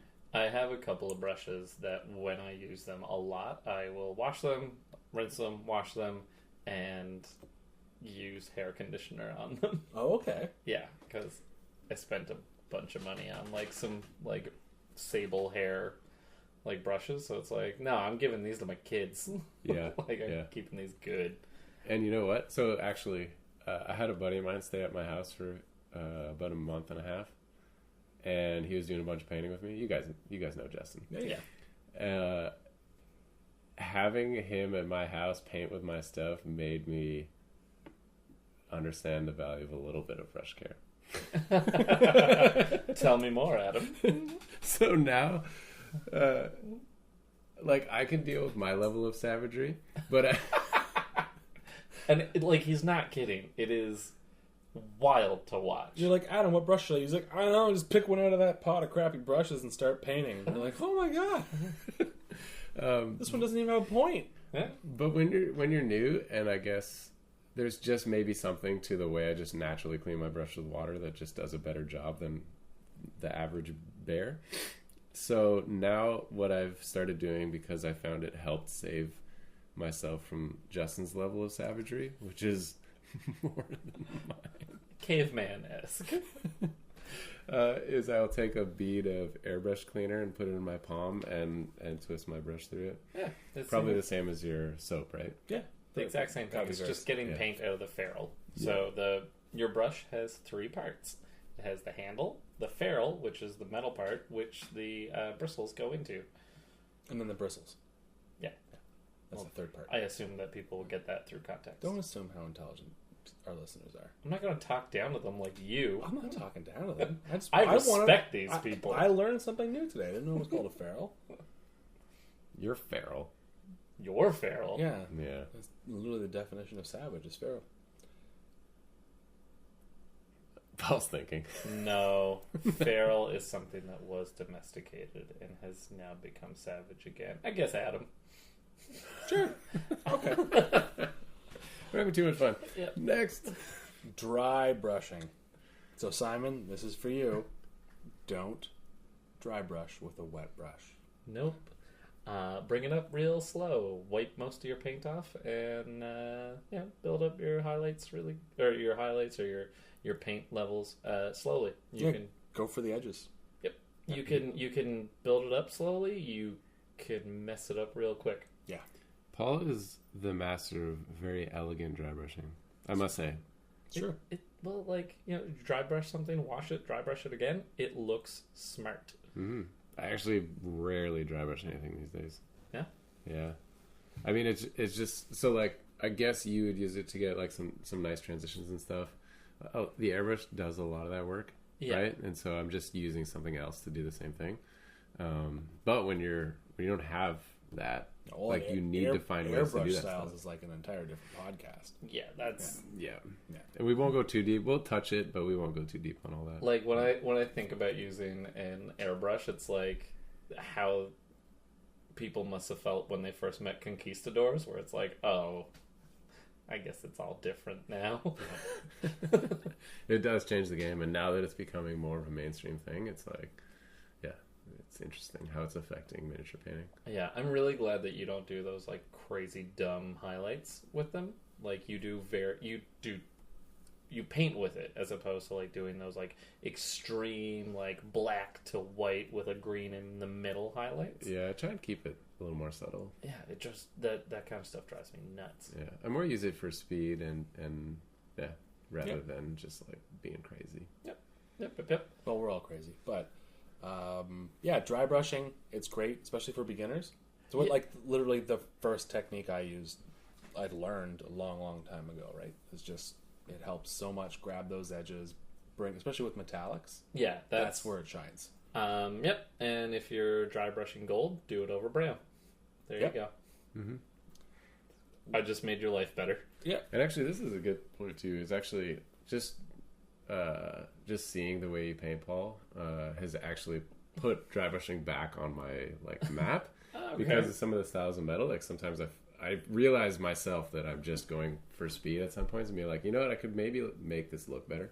And like dry brushing's so quick too, right? It is quick. Yeah. But when you've already got the paint loaded in the gun and you're just shooting it out. But well, so when this you is hold a hammer too long, my dude, everything looks like a nail. Nice, touche. He's told that to me so many times in this podcast. He needs to get some new cliches. I haven't heard it, so you know. Then they wouldn't be cliches, Nick. Oh, fair. So here's just to this point, paint with people. Oh, yeah. And look at other painters. Yeah. Speaking Because of which, we need to organize another paint night soon. Mm-hmm. Sure. Yeah, why not? We could do it at Sword and Board. Where's that? I think it's a Brock and Blower. What's it behind? But pizza? Ah, Okay. I think it's across the street from like an upholstery place. yeah. And a bar called Duffy's. A corner store that's cheap bottles of water. You know what? I'm pretty sure that Duffy's going to start giving us our change in like company stock eventually. Or magic cards. No, we give them the magic cards. I know. Yeah. Anyway, so just to add that point on there, paint with people, like be willing to learn with people, and yeah. Mm-hmm. And there's probably like no matter how good you are, you're probably doing something a bad way. Yeah. Like, or there's another way, and it'll inform the way you do something, so you can, even if you just change a little bit, right, and you don't fully like, change altogether. Just a little fusion, you know. Yeah, show me a satisfied man, and I'll show you a failure. There's always room for improvement. oof. Way to go, Caesar. Is that Caesar? I have no idea. It's just a really dark quote I heard lately. Then we have wet blending here, which I've never done. I love wet blending for power weapons. I love it for capes or any like flowing materials. Okay. It's where the wet palette really shines because you can have like a few different colors on the go. What's wet blending? It is essentially working with the translucency of your paint to ease the transition between colors so you get very smooth highlights. And you're adding a ton of, like, a cape, for example. You're adding a lot of depth from, like... Hold on a second. I'm going to pause you right there. Wet blending is when you slop one color on your model and you slop another color on your model. And you're blending it while both are still wet on your model. Yeah. Okay, is that that's what you mean? Yeah. Okay. That makes more sense to what Paul was saying. Actually, you know what? That explains it perfectly. Yeah. There's nothing better to do. It's hard to do. It's hard to pull off. So I don't do it on most models. Yeah, it's. I just don't do it. I just don't. Do it. No desire to. I've seen some guys do it and pull it off, but there's a certain level to wet blending that's like this is like Maverick style. Yeah. Right. Like I've done it on. You could say it's art. Yeah. And not a science. Yeah, it's hard to pull off. I've done it badly on a lot of models, so I just sort of save it for showpieces or stuff. I don't think I have any in my collection right now. I've sold off anything that had wet blending. I find it's better for doing on small surface areas. I mean, I know you're talking about cloaks and stuff. Yeah. Cloaks is where I really slow down and I'm like, okay, it's time to get real. The other way I do cloaks is with glazes. Yeah. Okay. Yeah, which actually is the way that I do them all now, just because I get better results more consistently. Yeah. Makes sense. So just to be clear on how the glazing operation would work is you get your base color down, mix in a slightly brighter color, right? Work your way up. Mm-hmm. And then for me, if I have any really stark transitions in there, I'll go back with something like one of the middle tones or the darker tones and wash it to cover up the changes between the two colors. So if I'm going from like red to orange, right? You do your red, you do your orange, and then you're washing the two to cover up that line. Yeah. Oh, okay. But it's not a wash. Right. It is a glaze, because a wash settles in the cracks, a glaze goes over the top and it sort of acts like a stain. Yeah.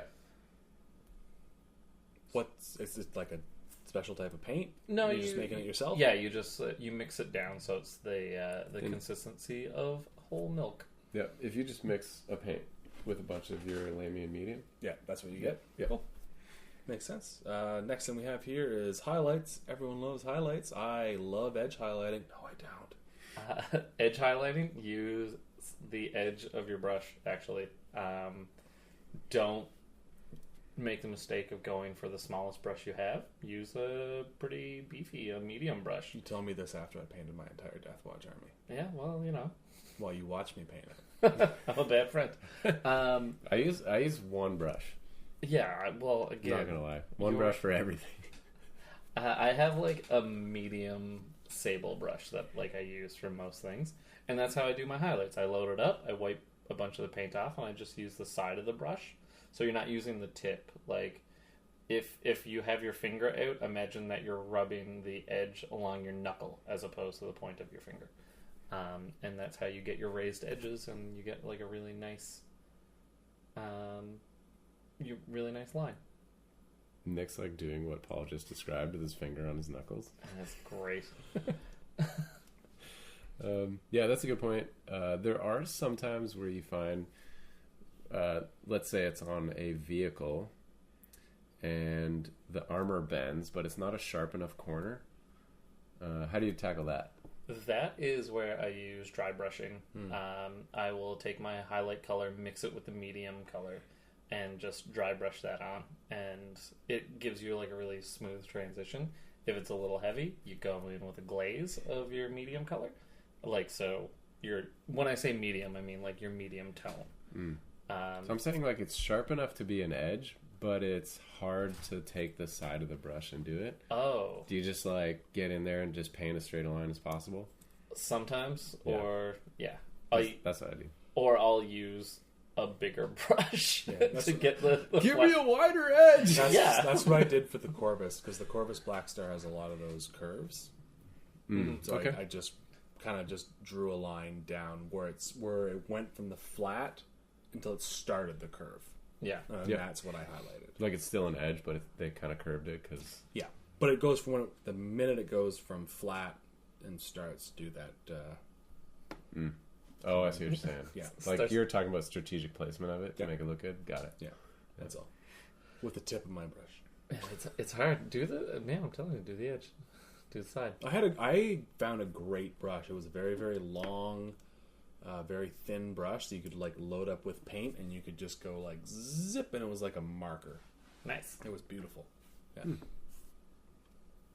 Yeah. So when's the honeymoon? Probably wrecked it already. That brush. It was an abusive relationship. It's gone.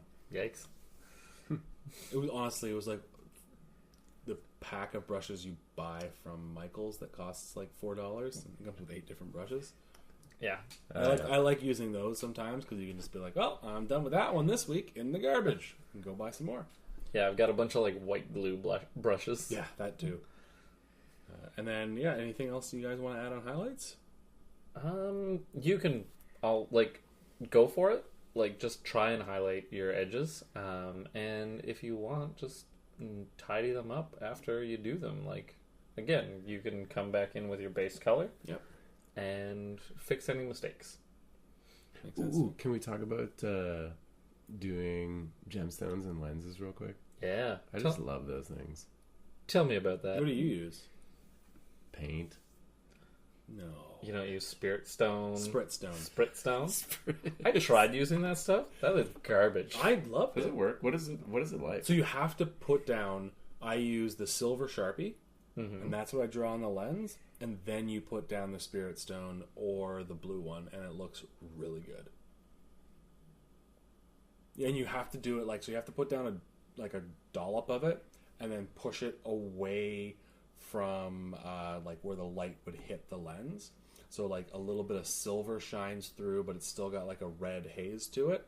And then as it moves towards the back of the lens, it gets darker for the HAL 9000 feel. Like, I can't do it. It took 2 seconds to do the lenses on the Corvus Black Star with it. Go get it for me. I want to see it. Oh, okay. All right, we're having visual aids on this. Paul, how does it interact? Talk to me about it. I just can't get my head around it. Like, it's not weird. It's just like a pain in the butt for me. Okay, so it's like a weird wash. That No, the lens is here. Oh, here. Yeah.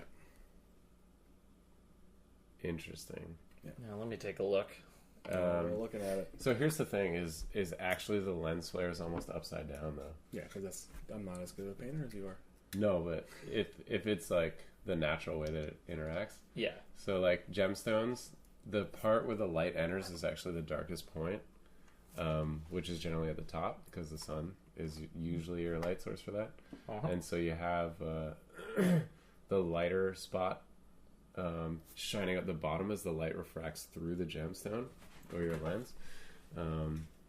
Anyway, does that make sense? Yeah. That's exactly how. Yeah, the light illuminates from within. Sort of thing.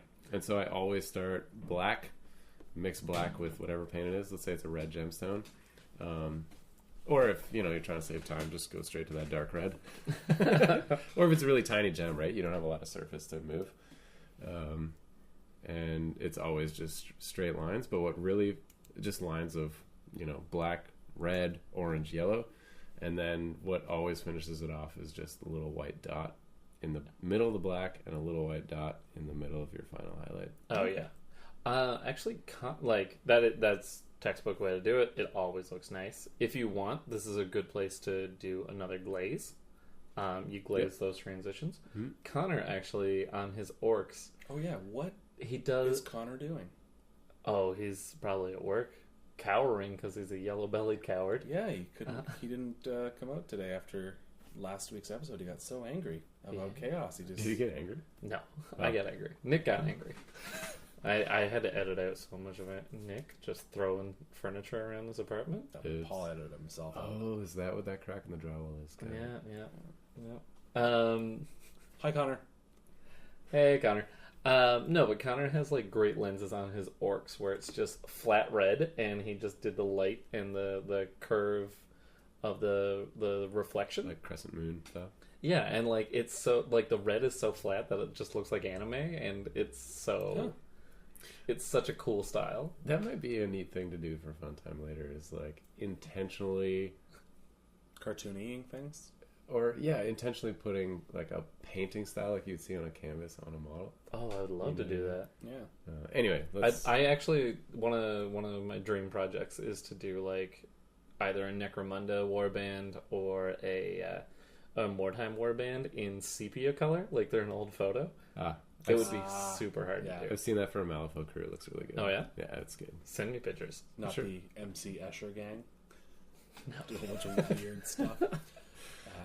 So before we move into the last part, I underscored something 3 times here, and the word is eyeballs. Finish your stuff with eyeballs. Yeah. I never used to do it till Adam made me do it.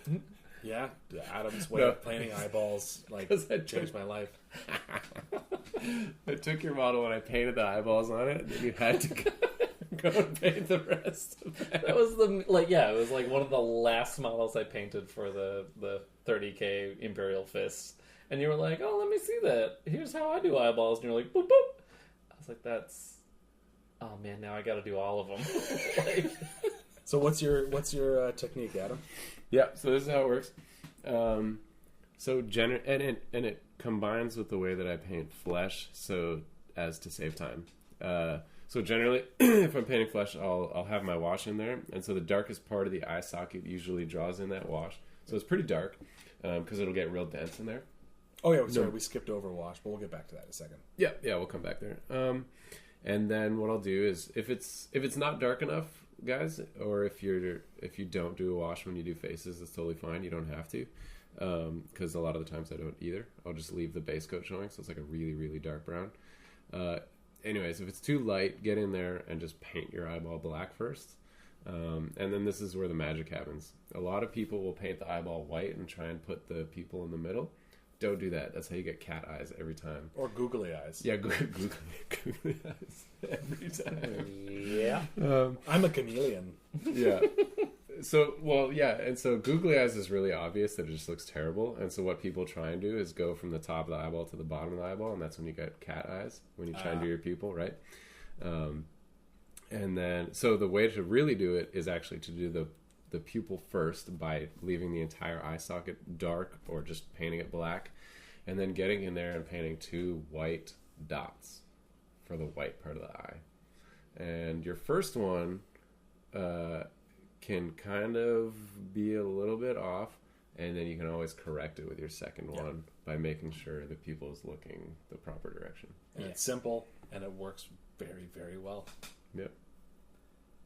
And the way I got good at it was I just sat there and I painted 100 Lord of the Rings goblins' eyeballs. That's 200 eyeballs right there, my dude. Just in one session. Some of them might be one-eyed. No, they're all 2-eyed. Some of them might have 3 eyes. No, they're all 2-eyed. Yeah. Weird goblins. Yeah, what goblins are you saying? Yeah. Like David Bowie goblins? Well, once Saruman brought industry to Isengard, Those were Uruk-hai. the goblins made the Uruk-hai. The orcs made the Uruk-hai. Well, There were goblins around. And there were goblins around. yeah. They were all but union Moria. jobs. If you really want to get the Yes. central goblin city, let's just say Moria. Yeah. You know what I never understood about that Hobbit movie? Is like, there was that one scene where they go and meet the Goblin King, and there was just like this amazing musical number. Yeah, that was the most fun. That was the best part of all 3 of those movies, where he just starts singing a song about how he rules Goblin Town, and you're like, okay. Then they defeat him, and then it goes to a video game cutscene. Yeah. And Yeah. You know what? Those movies suck. Except for that one part. Yeah. Loved that part. Because it was like right out of the book. I made some trophies of the scene with the barrels floating down the river. And the one dude pops out of the river and like spins around and kills a bunch of orcs. It's the like red-haired dude. Yeah. It was fun. Anyway. Nerds! Yep. The Hobbit is still a thing, and Lord of the Rings is still a thing, and people still play that game. I don't know why, but I've never played it. no. I used to have a Nazgul model kicking around. I think I lost it in a move at some point. Yeah, I'd pay a Nazgul. Yeah, it was really cool. So the last thing we have is washes. Washes. They're liquid talent, baby. Yeah, Nuln Oil covers all sins. Mm-hmm. Indeed. It really does. So how do you use washes? What do you do with them? Jam them on. There's 2 ways to do them. You can carefully place them, and they settle in the recesses and they shade things for you. Or you can just slather them on every part of the model and then go back in with your base color in the raised areas. When I'm doing infantry, that's generally how I do it. Yeah. Samesies. Yeah. Just get all your base coats down and wash that entire sucker. Yeah. Yeah. Yeah, and for more advanced stuff, you use like a panel liner as well to achieve a similar effect, right? Sure. Do we want to talk about that now? Sure. I mean, I think it fulfills the same type of purpose that most people would use a wash for, right? Sure. Yeah, so Paul mentioned earlier, right? Just be intentional about placement of a wash. You can do that with a regular wash for sure. What I find is difficult is the cleanup portion. So on Space Marines, especially vehicles, like where 2 armor plates connect, where you want to put like a nice shadow or just nice straight line of dark color, if you do a regular wash, you get it in there, but you have little blobs of uneven. You can't clean it up. You can't. You cannot clean it up. You have to come back in with the paint that you painted it over and cover it. Even then, if you're dealing with a color like white or yellow, it's so hard to clean up again. Yeah, especially like a really translucent paint. Yeah. You're gonna still see it, and it's gonna drive you crazy. Yeah. And then you're gonna be painting this color over and over on top of this wash, and then all of a sudden, what's supposed to be right next to a shadow and kind of dark is now really bright because you painted 10 layers. Anyway, so to save yourself all of this hassle, this is the point. Panel line paint is something that Tamiya makes, and I'm sure other companies do it too, but this is what I use. And it is an enamel paint, which is more of an oil-based paint, I guess. It is an oil-based 100% oil-based paint. Yeah, that's... Yep. So just to briefly describe the technique is just do a thin gloss coat on your model to reduce the surface tension. This just make your life easier and prevent the oil paint from staining your acrylic colors. So do the gloss coat on. Don't do it too thick or you'll see globbier details because you're not done painting your model usually at this point. And then drop this panel line in. And you still, at this point, you still get the unevenness as it shoots through the veins, which it does a fantastic job. I'll make a video for the channel and it's like magic. I've seen you do it. I saw you paint 10 Luna Wolves Tactical Marines in like the space of 2 hours. Yeah. Whoa! Yeah, It looks so good. It's magic. Yeah.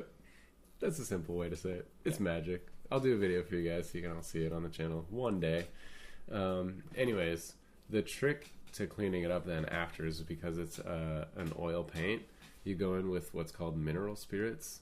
Can't drink them. Don't drink them. Yeah, don't. Yeah, bad. Not spirits like, whiskey. Or gin. Spirits like death. Do you have any other spirits you could name, Nick? Tequila. Keep going. Scotch. All right. Vodka. Mm-hmm. I had a good one. Whatever the Brazilian one is. It's crazy. Doesn't matter. Keep I was going at it. really hoping that you were going to say, like, Marley and Marley eventually. I don't get that joke. They're the ghosts from A Christmas Carol. Oh, yeah. Okay. Sorry. Because spirits are sometimes ghosts. Why Yes. you call them that?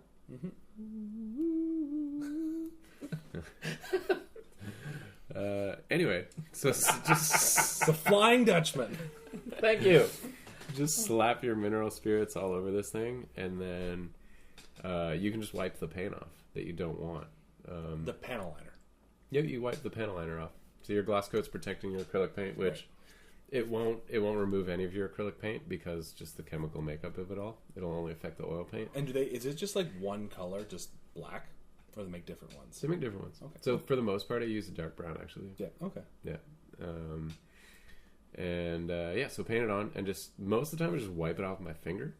Some people use Q-tip? Q-tips, but I find the little hairs get all over my model. Yeah, I've tried to use Q-tips for a couple things, and sometimes it works, and sometimes it just makes things worse. Yeah, Yeah. Q-tips, toothpicks, they're evil. Like, I use Q-tips when we're going to jump into this next for decals, especially. Cool. Yeah, for like soaking up water and stuff. Yeah. Yeah, nice. So just, I would recommend not using Q-tip. I don't know, maybe it's poisonous, so maybe rubbing it on your finger is not good, but I don't think so. I'm not dead yet. He's not putting it in his mouth. Yeah. But Starts using picking his nose. using the oil paints, it does have fumes and stuff, so you do have to observe some safety precautions there. I'm so glad James brought you that mask. I use it still. Good. Yeah. Because we're worried about you. You're like in this little cramped studio painting, and we're like, you don't have a mask, man. Yeah. Well, I had like a shitty one.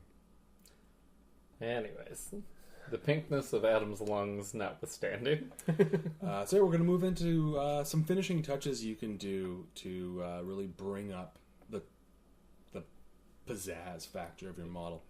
So much pizzazz. So much pizzazz. I love decals. Decals, especially if you're doing Horus Heresy stuff, you get your hands on some of the Forge World decals. They are so great to work with after working with the normal Games Workshop quality stuff. Yeah, the membrane that they're on is like much thinner. Yeah, so Paul actually pointed me in this direction. I use a 2-component decaling process. It's called microsol and microset. Essentially what you do is you put the hard coat down in the area you want to put the decal down. You cut the decal out of the thing. You put it. I do put it in vinegar. Mm-hmm. So I put the decal in. I think like 1 part vinegar and 4 parts water, I just pop it right in the solvent that I use. which is the same because it's basically acetic acid. But The like, set? The micro set? Microsol. microsol. Oh, you do the sol Yeah. first. So it helps it separate. It makes the decal nice and soft. So while you wait for the hard coat to dry, you're doing this. You can put the next one you have lined up in there as well. And then what you do is you use a paintbrush and you put a little bit of micro set on the hard coat area. What that does is it creates a little bit of surface tension. What's Just that? to be clear, hard coat is gloss varnish. Yes. Yeah. Yep. Hard coat is gloss varnish. And then you slide. I use a toothpick and a set of tweezers. And you slide the decal on. I just use tank brush. Yeah, use a paintbrush. Yeah. That works too. And now that you've got it surface tension, you are able to move it around. So you can move it around, position it. And this is where I use the Q-tip. I use the Q-tip to roll it and press it in to the thing. And then I use micro set to put over top of it. Again, it allows you to move it a little bit. Do one more brush of the Q-tip, and it just sets right in. You let that dry. You hit it with gloss varnish again, and boom, Yeah, it pops. and like I get kind of obsessive about it, where I will just do glass varnish after glass varnish on top of it until the complete edge has disappeared. Yeah, like you can't see where the edges start and begin on a lot of the decals. The Forge Roll one especially, because they're very, very thin. Mm-hmm. The Games Workshop ones, even with Microsol and Microset on the Death Watch guys, I was like, oh man, like these are thick decals. Oh, they're super thick. Like the amount of varnish that I had to put on the Leviathan for the GW decals that I used, decals, if you will. They're both okay. English is a changing, evolving language. That's right. There's no right or wrong. Crudite. Twerk. Crudité. Torquay. Charcuterie. Is this organic? That was for you, Connor. Yeah, I feel like we've been slipping in like 1 or 2 Rick and Morty jokes every week. It's true. It's just for us. Yeah. Not for Adam. Adam doesn't watch. I don't watch it. No, Yeah. no. And then one other thing that mainly works for Horus Heresy era stuff is brass etch. I know you guys have never used it. I've used it. Yeah, I enjoyed it. It was fun to work with. Add some character to models that otherwise wouldn't have some of the Legion character. I both like it and dislike it. I prefer decals. Definitely, it achieves the same purpose, but you don't get like the textures effect as you do with the brass etch. I have 2 problems with brass edge. Okay. Tell me more. It's One. Adam's editorial time. Yeah. The entire podcast is an editorial, Nick. One is it's so thin that I find that actually the paint blobs around the sides of it. Yeah. So it's not actually, it doesn't pop out enough to really define itself. I put it on at the end. And then paint on top of it? No, like I paint it separately. Paint the model separately, Oh, and then just glue it on top? and then just glue it on top. Oh, that's a neat way to do it. Yeah. I actually have 3 things. Number 2 is clipping it out of the little thing. Oh, that's so brutal. Yeah. Why? Because the brass is so like finicky, you can never like get the final little bit off. Right. So it's not like you clip it in a plastic model, you just come with your knife and just cut it off. It's there and you have to like fight it, and as you're fighting it you bend your thing in half, and it's awful. terrible. Yeah, it's horrible. It's like the worst. And then that was the third thing, is that it's so fragile that it can bend really easily. Yeah. And you can't always Straighten get it that out. properly without messing it up. Which it would be, I don't know if it would be extremely more frustrating to do it, paint it before you like cut it out and everything. I guess you'd have to cut it out first. Yeah. Like put a little dab of glue and paint it onto something. Yeah, it's pretty much what I did. Yeah. Yeah, it's just another thing to keep in mind. Maybe it's all, order is more important to help save some of the stress that I've faced. Yeah. I've never used it. Yeah. I wouldn't recommend it. I just saw it on Forge World and needed to fill in a couple extra bucks to get some free shipping, so I was like, yeah, I'll give this a shot. I'm gonna try it again using your specific order for doing it and see if that helps. It works for me. The next part is sealing your models. So models get banged around in transport. Uh-huh. It can suck. They can chip. Especially when your friends dump them right on the asphalt. I love you. Love you too, buddy. So I've talked about this on the show before, a Krylon archival anti-UV spray as well. Not that I'm worried about UV radiation. Can I Yellow just say, in too, bottles. even just touching them. Yeah. Yeah, because your hands have oil. They're gross. Don't touch your face. You shouldn't touch your face. And it's still friction. It's really thin. Yeah. It's really thin layers of paint, right? Yeah, so you spray this on much like you'd spray a primer on, but you're spraying it on a fully painted model. Also really helps smooth out the decal lines as well. And you end up with a very, very shiny, very, very protected model. You're basically putting a thin layer of latex, usually? Something? No, it's not latex. Whatever. Oh. I don't know. Basically, all of Nick's models are like in little snow globes. Yep. But what you do to counter that is you use matte spray. Now, I know some people use matte spray without using the gloss spray. No, and that's fine. It's fine, but I find the matte spray doesn't do the protecting. The matte spray is more like for the look of the model. It dulls down the metallics, it dulls down the shininess where there shouldn't be shininess. Gives it a very realistic look. Yeah, it kind of also... I find, and maybe this is just like me freaking out, but it does like kind of take the edge off of some of your highlights. It definitely does, yeah. Yeah. It makes them look more realistic. Yeah. So I love it. I love mixing the two because you're getting the best of both worlds. I'm not so savage as to use Krylon. Well, it's just what I found at Michael's, yeah. Yeah. I'm also notoriously tough on my models. Yeah. So I do appreciate the extra protection that stuff gives them. Yeah, for sure. Mm-hmm. I just use Humbrol Clear, which is airbrush gloss. That's the same thing. It's just not... It's a nice thin layer. Nice thin layer. So I don't have a snow globe model. I'm kidding. Your models are not in snow globes. No, they're not. And I've talked about it on the podcast before. I didn't listen to Paul's weather tip for the day. And I ended up with a guy like Frosty the Snowman. like in carbonite, like help me. yeah. Just gooed up. Yeah. Like aw. Nah, So feels bad, man. Paul, you do some of the best, simplest bases I've ever seen. They really make the Imperial Fist pop, and especially. Mm-hmm. What do you do to base your models? I try and keep it as simple as possible. I don't like working hard. I'm very, very lazy. So I just use You've already worked hard on your model, right? Yeah. I just get cork. You can get like 1/4 inch or 1/8 inch tiles of cork at your dollar store. Not the stuff you put in the wine bottle. Like, It's like sheets of it. yeah, It's like pegboard. yeah, like it's a Yeah. cork tile. So by definition, they're flat and thin. No, I'm just clarifying for people out there. I don't want them to go drink a bunch of wine just to get some cork to make some bases. Although, You could do that. I've done it. I always have champagne corks for gluing separate parts on, like heads and stuff. But I never drink champagne. I don't know where these things are coming from. Oh, we totally glossed over our sub-assemblies portion, which Yeah. made me, your core comment made me Oh. do that. Yeah, when you're assembling stuff, if your brush needs to go somewhere, don't glue the pieces in front of it. That's a sub-assembly. thanks, Paul. Particularly important if you're airbrushing parts of your model white and parts of your model black, which Yeah. for me, that happens all the time. Yeah. It's if you've been using this podcast as a step-by-step guide, we apologize. But also, that was a really bad idea on your part.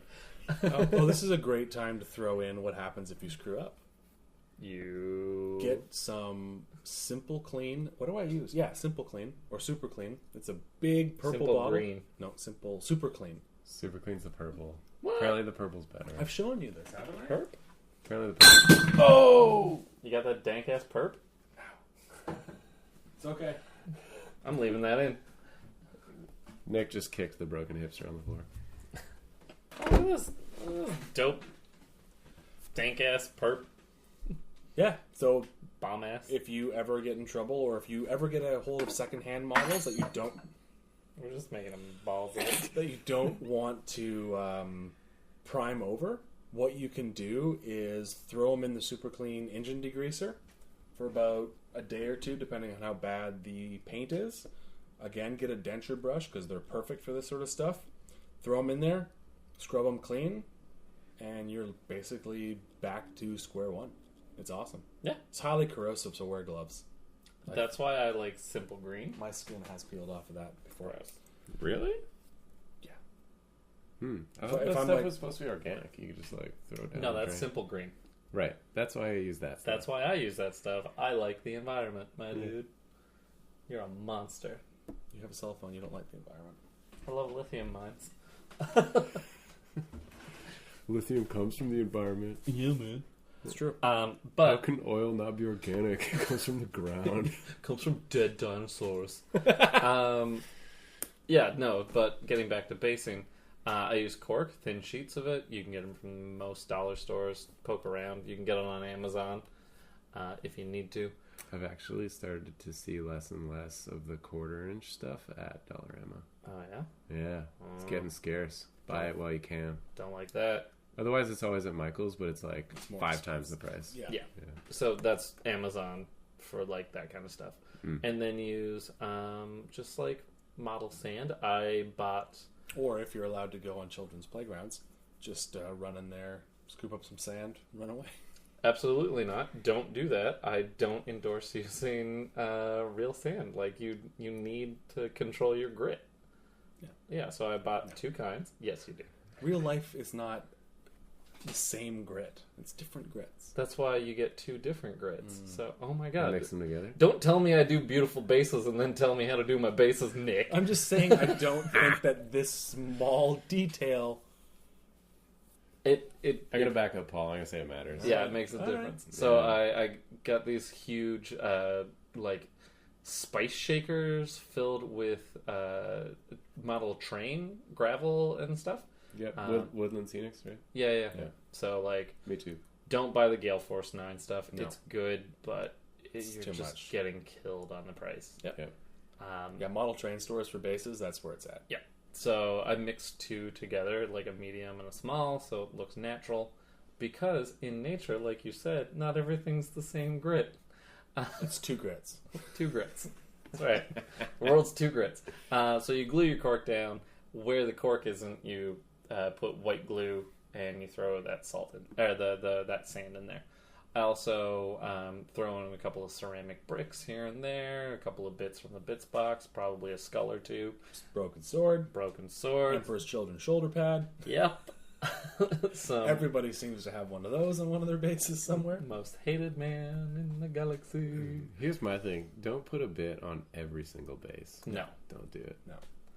I made that mistake with my Necrons, and it looks like a scene out of Terminator. There is a human skull every time you swing a cat. But you swing a cat. it refers to actually swinging a cat of 9 tails. Yeah, there you go. That's bad. You shouldn't do that. No. And there's Paul's Especially when etymology. there's people in front of it. I think that's the Sometimes point. the sailors have to nose boss, Adam. You gotta give him one.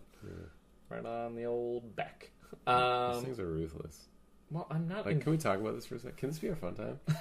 just Like, talking about how Beating terrible sailors? cat of 9 tails are? Whips in general? Yeah. No, Like- but cat of 9 tails are worse. Yeah. Because they're whips times 9, but they have little pieces of metal or bone on the end that rip chunks of flesh or bone off of a person. because I don't see how that's a motivator.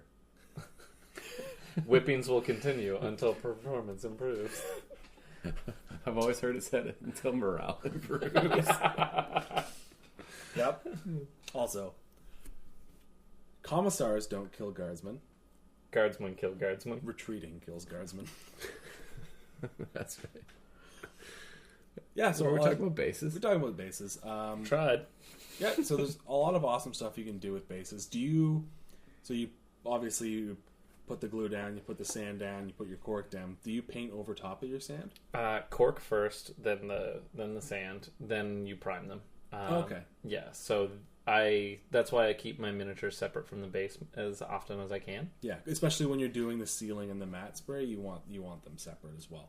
And because there's going to be cork on the base, I pin even plastic models. It's just smart. Makes sense. Because, well, it's less about that. It's more about the contact with a flat surface versus sand is not good. Yeah, you're not getting You just have to. You have to do that.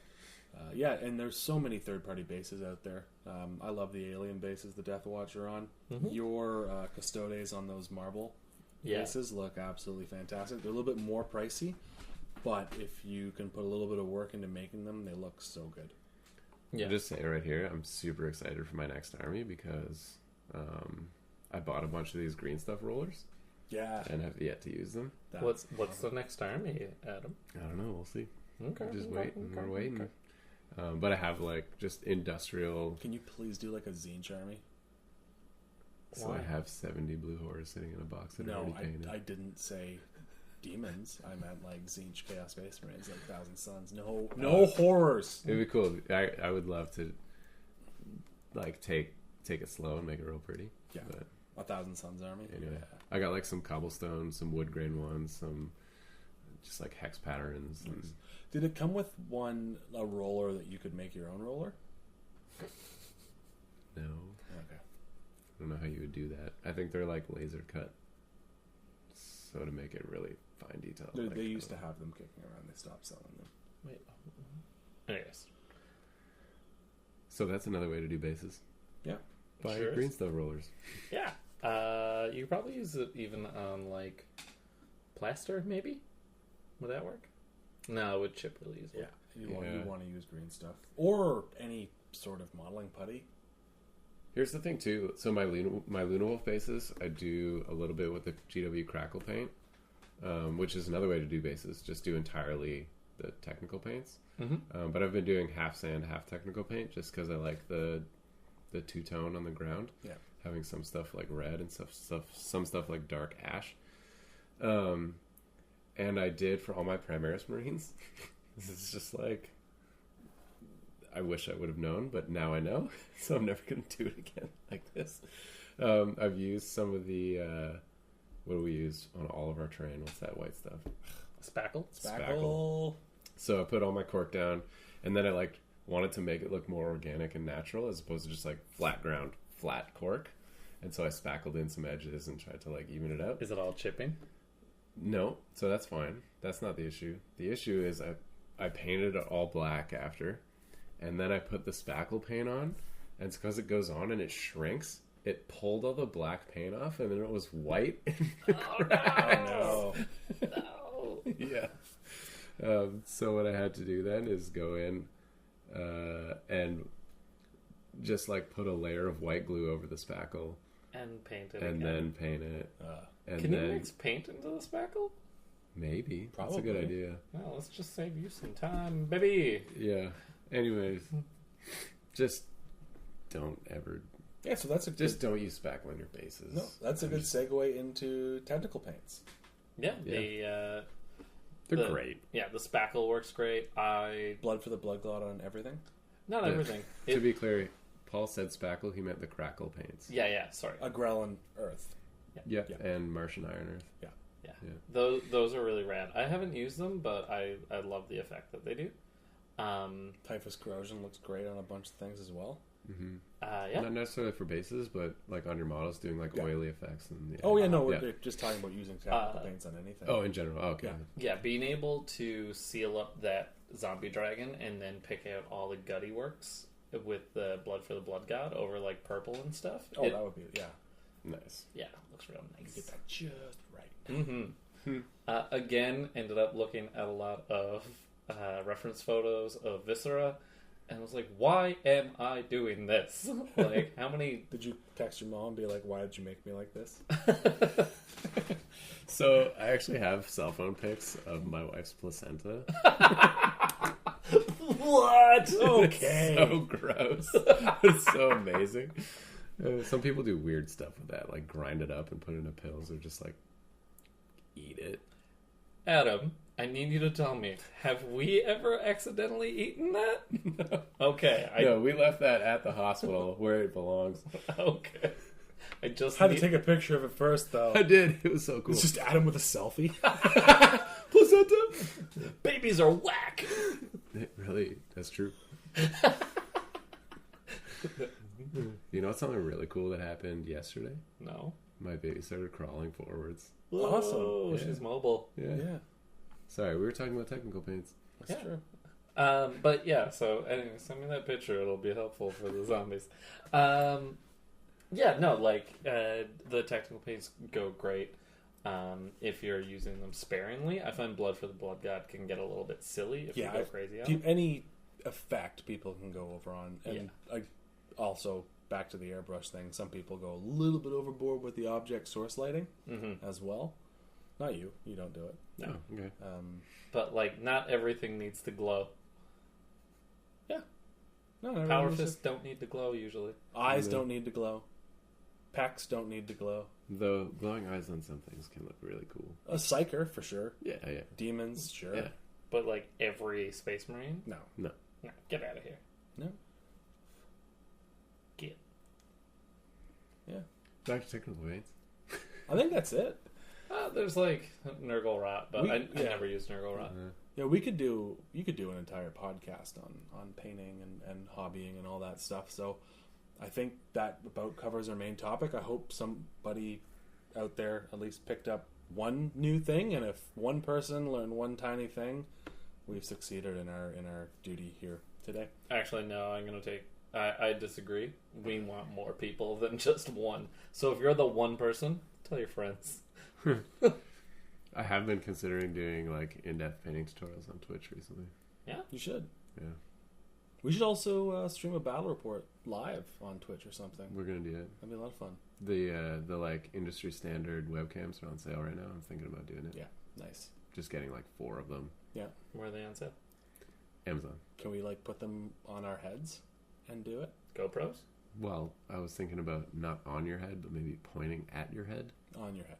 No, I don't want to see my face. I know you don't want to see your I face. want to like get down model eye view. Why are you watching your own live stream? Inception.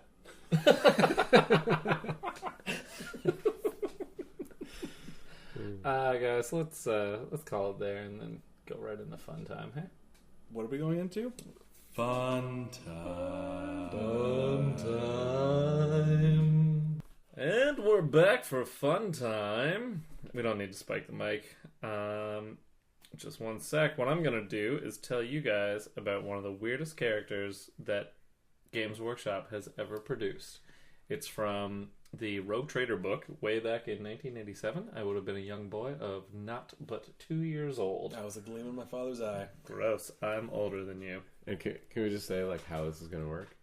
Well, I'm going to explain to you some things about this guy. It'll be a very short fun time, and you guys are just going to have to deal with it. Yeah, we get to react. Exactly.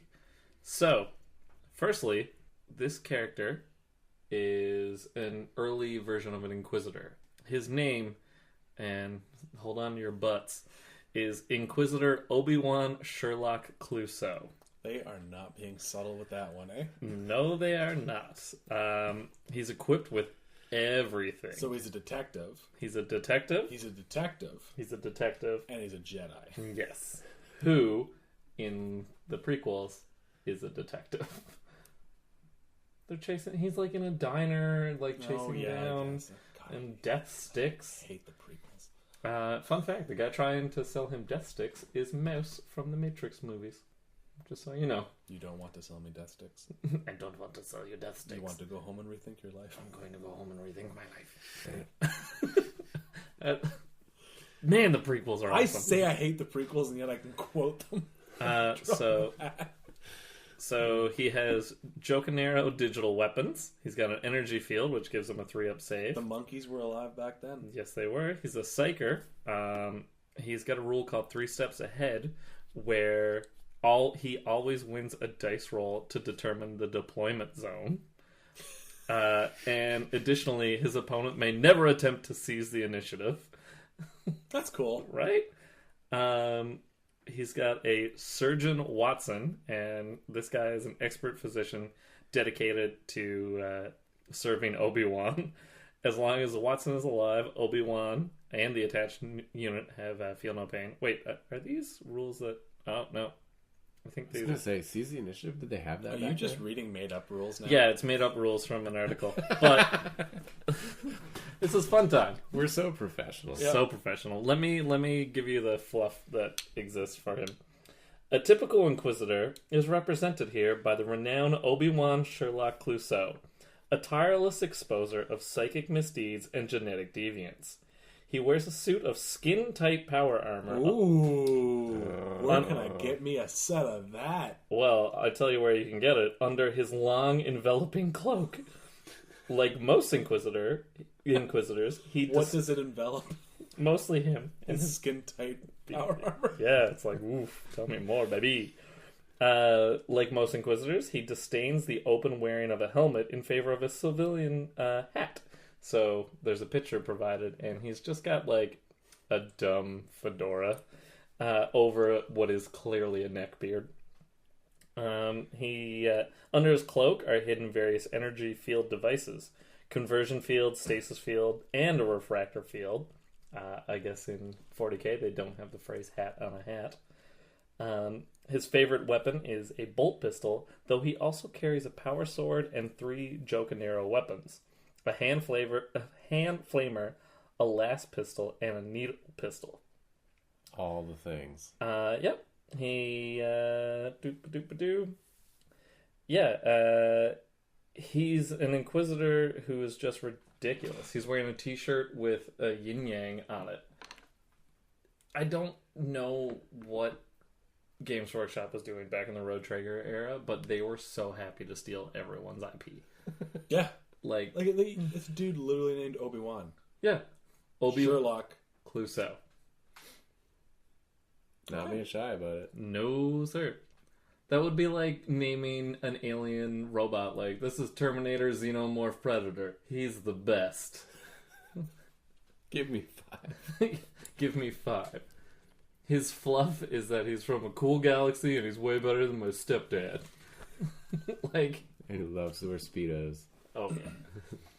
So yeah. did they ever make a model for it? Or was that piece of art, was that it? That it's just a piece of art in the Rogue Trader book. And I think for like fun time, we just like dig in and find dumb old characters. And we bring them to you when we run out of other ideas. Yeah, that's fair. There's like an old bit of fluff about how Tigurius is like half Eldar. Okay. What? Yeah, it was before. Redacted. So guys, that's been fun time. That's episode 16 of Inches and Cubes. Our baby can drive now. Sweet 16. It's true. That This means is the 16th it's episode. been 4 months. Nice. Yeah. May, June, July, August. 4 months. Cute. Yeah. Maybe we should think about a giveaway. Or like, I don't know, asking people to subscribe and rate us on iTunes. Yeah. That'd be a nice thing for you to do. Yeah, well, you can help us out. Well, help Adam out on Patreon. Yeah. Subscribe to the Encounter Wargaming's Patreon page. Yeah. You can find the link somewhere, I'm sure. Description. So professional. Yeah, so we're going to be back next week. Don't know what we're talking about. It'll be highly entertaining, though. I promise you that. Yeah, there's like 1 million codexes that just dropped. Oh, the Grey Knights one. Codices, sorry. But there's been 3. So like 1 million. Yeah. So this has been episode 16 of Inches and Cubes, Pigments and Pints. Your hosts, as always, are me, Point and Click Nick. Me, Mr. Fist, Paul Fowler. And Adam, the truest X. That's a way better nickname than Yeah, the other one was... You're welcome. Yeah, thank you. Thank you. So once again, if you want to be a guest on our podcast, you can message us on Facebook. You can send us a letter. Bat signal also works. You could use a crow by Game of Thrones Raven. logic. Raven. They should be here in like 14 seconds. That's true. I will also give you $5 if you can use telepathy. You're also giving $5 if they can find that super glue for you. So awesome. Thanks for joining us, guys. All right, later. Good night.